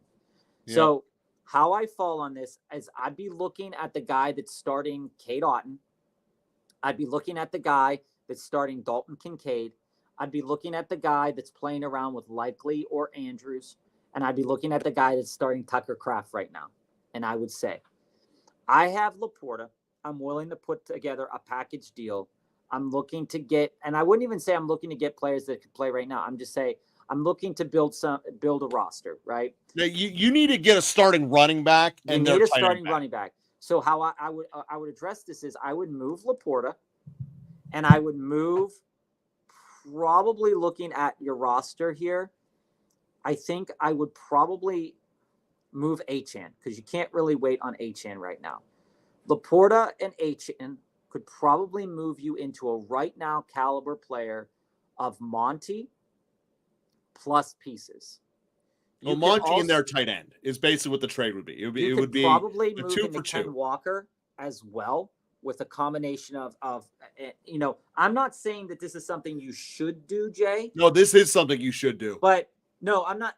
When I say should do, I'm saying from that perspective of you can also do this with other players on your roster. I'm just choosing Achane right now because you can't really wait on Achane anymore. Oh, no, yeah. So I would do it a little bit lower end. I would do Laporta and either Johnson or Bigsby, and going to get a Cook. Well, Or Cook doesn't help you right now. Cook's hurt. that's true He too. doesn't help you right now. So realistically speaking, Or a Bucky. I don't even think Bucky helps you right now. What I'm looking at here is if I'm moving Laporta, I even could move. You could be one of those players right now that can move Tyreek. And in 4 weeks, you'll be mad at us that we said to move Tyreek, but you'll probably have gotten 3 wins in that time. But at least you'll be making the playoffs. And that's I don't want to move Tyreek. I still think he can make the playoffs with this. Laporta's the one to move. Laporta is the one to move, and I think Achane is the one to move. And you can make 2 different deals. You can make 2 different deals if you want. You can do Laporta and maybe someone that believes in Ridley. You could do that. Yeah, as I think this is better to do a 3-3 and move into you could probably move into a J.K. Dobbins right now. Yeah. With a trade like that, you could probably also think about starting to talk about Chase Brown with an owner. And if you don't want to go into anything, anything too crazy, you don't have to blow up your whole roster to do anything. But I think it's fair that an Achane and Laporta and Tennessee receiver for a upgraded starting running back, whatever tight end they have, and then the next best piece of the trade would be replacing that Tennessee receiver. Yeah, and also this is just something to kind of keep in mind. When it comes to Jonathan Brooks, okay, Jonathan Brooks, and this is more of a Chuba thing than a Jonathan Brooks thing, Joe. When it comes to Jonathan Brooks, they're opening up his window soon, from what I hear. And I think Chuba gets a little bit of play right now. Mm-hmm. And the owner of Chuba is probably going to be really scared coming down the pipeline, but he's not going to get return value on Chuba. But Chuba's a starter, a running back 2. I want him to be the equivalent in that equal to equal trade as the Tennessee receiver. I want him to be the third piece. Yeah, and that's fine. Chuba's not the starting running back we're talking about now, Jay. We need to get much better than that. But I'm saying you can trade a low-end piece for Chuba right now to a person that's scared to lose him when Jonathan Brooks comes back. Yeah, but you have to have the rest of the trade with it. You're not getting that as a 1-for-1. You right, do that. You're not getting it as a 1-for-1. Recon, Juju and Leggett, and I'm so hyped as a Josh Allen owner to know that he's going to get Cooper. What moves should I make right now? Please let me know. We'll get to that, Recon, for sure. And I'm waiting for the wrath of Pickens to begin. He will be fantasy viable with Russell throwing bombs to him. If he actually catches them. We said that it might happen after the bye week. I tried to do Ayuk and Myers for CD and got countered CD and Bucky Yucky Irving for Ayuk and Bijan in PPR. His running backs are ETN, Jacobs, and Mostert. Is this when I try Ayuk and Hunt for CD? Yeah. Yes. This is when you try it. If I took his trade, my wide receivers would be Chase, Smith, CD, McConkey, Juju, DeMario, Douglas, and Myers. My running backs would be Pollard, Hunt, Bucky, Algier, Spears, and Warren. I wouldn't do that. I wouldn't give up. No, because you're about to do Ayuk and Hunt for CD. So get CD. If I would try Ayuk and Hunt for CD first. Yes. First. Well, the rest of this has already happened. So that's Wombo. That's how I would fit. That's how I close that deal. Yeah. Because we all know you don't like Ayuk. Yeah, because I don't think you can move on from Bijan right now. Which wide receivers would you not send with Chubb for Drake London? Half PPR. I like this question. 3 wide receivers, 2 running backs, 2 flexes. Wide receivers are BTJ, Higgins, Shaheed, Downs, Waddle. The one I want to move is Shaheed. I wouldn't move BTJ. Yeah, I'm not moving BTJ or Higgins because their value is so much more than London outright. Right. I don't know if you could get that done if the person really wants Chubb. but I could see Downs and Chubb for London as being something that somebody would consider. Yeah. Especially I would if they need a only running do back. Shaheed and Downs to answer that question. Shaheed won't because Shaheed's hurt right now. So no, I get it. I don't want Drake London. I don't know how many times I got to tell all the team players out there. But looking at his roster, I'd rather have Drake London over Shaheed. And I'd rather have Drake hurt. I'd rather have Drake London over Waddle right now. He's starting 3 wide receivers. So this makes sense to me. Yeah, are any of the back 3 he wrote there are fine? Yeah, you can jettison them. PJ, Laporta or Kraft rest of season? I'm still on Laporta rest of season. And we can deep dive that for you tomorrow, PJ. We've been talking a little bit about in our episodes, we do quick hits and deep dives. If you want a quick hitter, you put QH in the chat. If you want a deep dive, talk a little bit more about it, we put DD. We're about to go offline after the next DD here. Yeah, we got you, Recon. Don't worry about it. And Recon here. Have Josh Allen, Saquon, Chase, Hill, Flowers, Laporta, Juju, Aubrey, Braylon, Keon, Corum, Leggett, Mostert, Pickens, Tyrone Tracy. How do you guys feel about me trading Christian Kirk for Juju and Leggett? I like the idea. And Recon, I mentioned this to you yesterday. I really like the idea of going out there and getting Juju right now. And if I could trade out of Kirk, especially with Keon, the way he is right now, being, who knows how Cooper is going to affect the lineup there. I am absolutely okay with Juju and Leggett there. And if I trade Christian Kirk, you traded Christian Kirk for Juju and Leggett. It made your roster even better. Like that's the point that I want to make. It made your roster even better because Juju is picking up an elite level of volume. That's where we're at right now with that. PJ, why don't we like London? I like London. So I'm going to frame it a couple ways. London has been a disappointment throughout the career so far. Mm-hmm. With Cousins, he has the potential to change that. That's absolutely true. But going into the numbers, and this is, I just pulled them up about Drake London just a couple minutes ago, and I'm going to pull it up again about Drake London, is in a PPR league, okay? And this is working through, I'm not going to consider week 1 because week 1, Kirk Cousins was working through that injury. Mm-hmm. Okay. But outside of week 1, you have wide receiver 19, wide receiver 19, wide receiver 34, wide receiver 2 in the blow up game, wide receiver 15. He's averaging, if you take that big game out of it and you take the lowest game out of it, he's averaging about 16 to 17 points a game. And that's perfect. Well, that's great. Everyone will maintain. That's perfect for, what you're asking him to do, right? He has Seattle coming up, Tampa coming up, Dallas coming up, New Orleans, and then Denver. But Nasty, to answer this as a quick hitter, the fundamental reason why I'm down on London is that if you watch the film, they are pulling London back as being an established, no doubt, number 1, a la Garrett Wilson was. And he is coming back to the pack and Mooney's catching him. And you're welcome, Wombo. The sustainability of those numbers we had early, I don't believe are going to be there. I believe Mooney is gradually taking him over and probably does that to a point where I'm not saying that Mooney's outscoring him every week, but that floor starts creeping down and his value is going to diminish. Well, here's how I see it. He's also one Kirk Cousins shot away from being useless. And here's how I see it, Joe, because we cleaned up all the deep dives and we're just kind of cleaning up the back end here. Is he's sitting at 4 touchdowns already, 428 yards. Realistically speaking, I think if you're going to attack Drake London, this is the perspective that I take.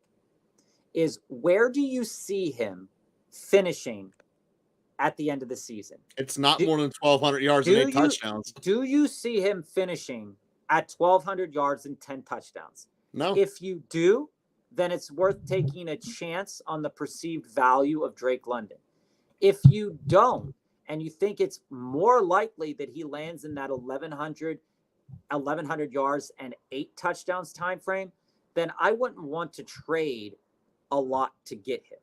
And that's just my perspective. I think he's good enough where you want him to be good enough at, right? Because he's still in the top 24 wide receivers. That means he's a wide receiver 2 at minimum on a week-to-week basis.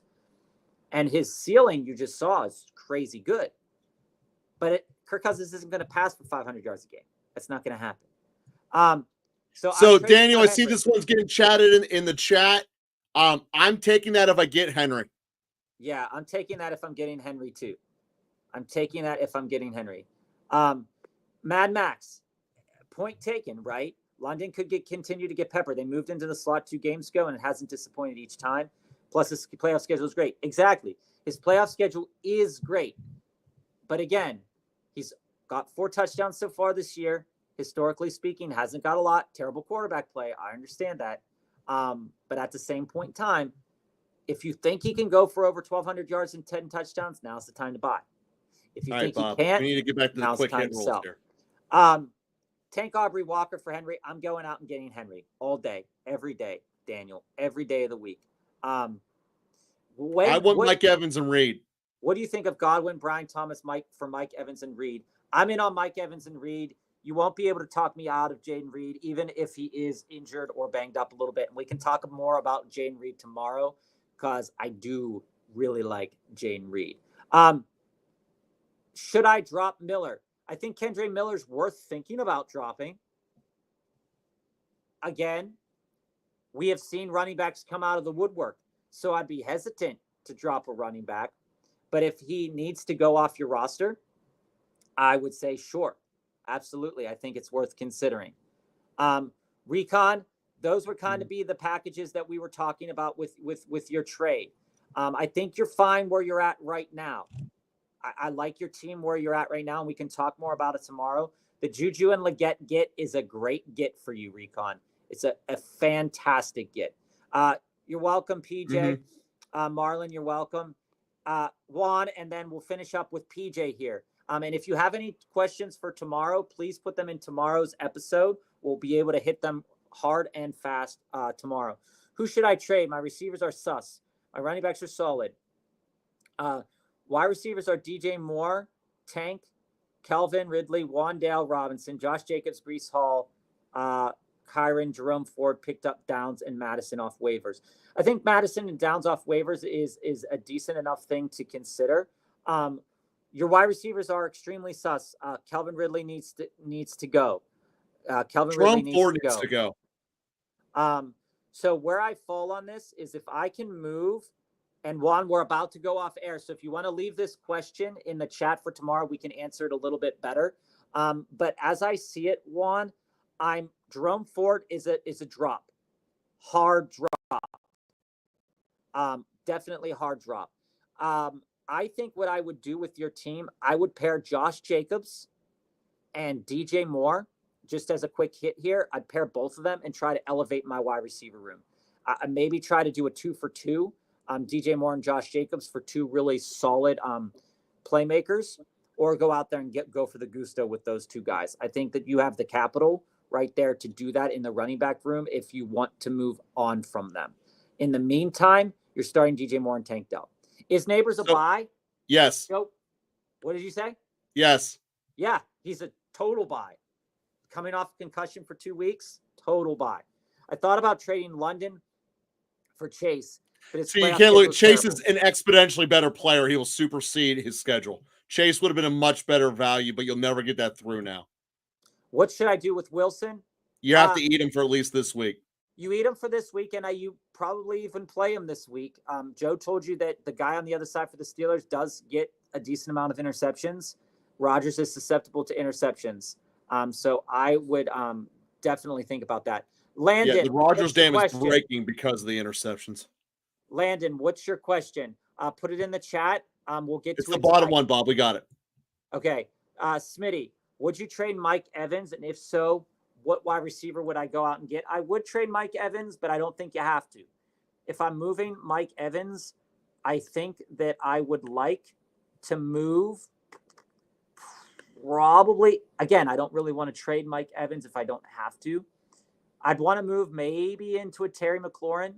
Maybe I'd try to talk to the owner of Malik Neighbors and see if I can make an upgraded move. I'd also want to try to move into DK. And Debo. Debo would probably be my primary target if I'm going after and getting moving Mike Evans. Landon, we don't see your question as you're asking this here. Yeah, Landon. Just copy and paste it real quick. This is what I see, Landon, from you. This one, and this one. Those are the three that we see from you. Also, to your question, Smitty, I think moving Mike Evans into Zay Flowers, like we said earlier in the episode, is also a fair point. Mike Evans could also be moved into Devonta Smith, probably pretty easily, actually. Those are the wide receivers in that same conversation. I wouldn't move him into Higgins. You might talk yourself into Cooper, but I'm still not doing that. Ideally, Joe, and I think you might agree with this, if I'm moving Mike Evans, I'm packaging him with something else to move upgrade. Evans is an upgrade candidate for me because people will take him as a low enough floor to be able to sell out of one of the top 3 studs. And honestly, but you gotta pair him with a dude though. And honestly, to be quite serious with you, as we wait for Landon's questions here, and Landon is the last question of the night. I'm typing that in the chat right now. And while we wait for Landon's question, I'm playing Mostert all day this week, man. Mostert is first off, he's playing New Orleans. They can't shut anyone down.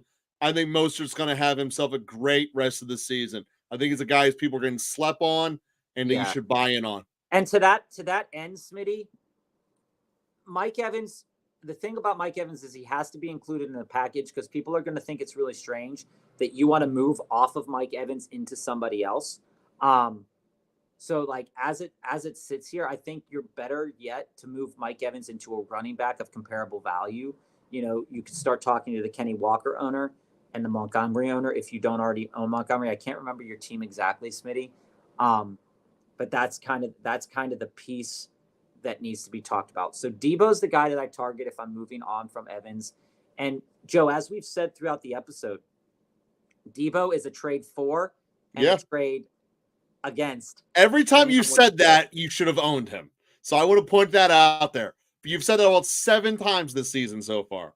7 different guys. And all of them have been like, oh, we should own that guy. You said that about Chase right before he blew up. We said that about Chase. And here's the thing. The people that traded Chase traded him for something crazy good also. So that also is like the piece of here.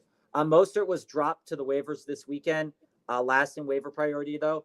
I'd make it an effort because people don't believe in Mostert. I would make it an effort to go do that. Landon, I still don't see your question.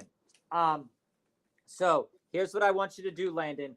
Put it in the chat for tomorrow's episode. Or put it in the chat for this episode. We can type you out an answer later on tonight. We can type, Landon, since you have to have an answer tonight, please type it in the chat. We will get back to you, but both Joe and I do have to go. And we will answer your question in the chat. So please type it out in the chat, and we will answer it via chat tonight for you. All right. Guys are the best team players. Thank you all for clicking like and subscribe. And we'll be with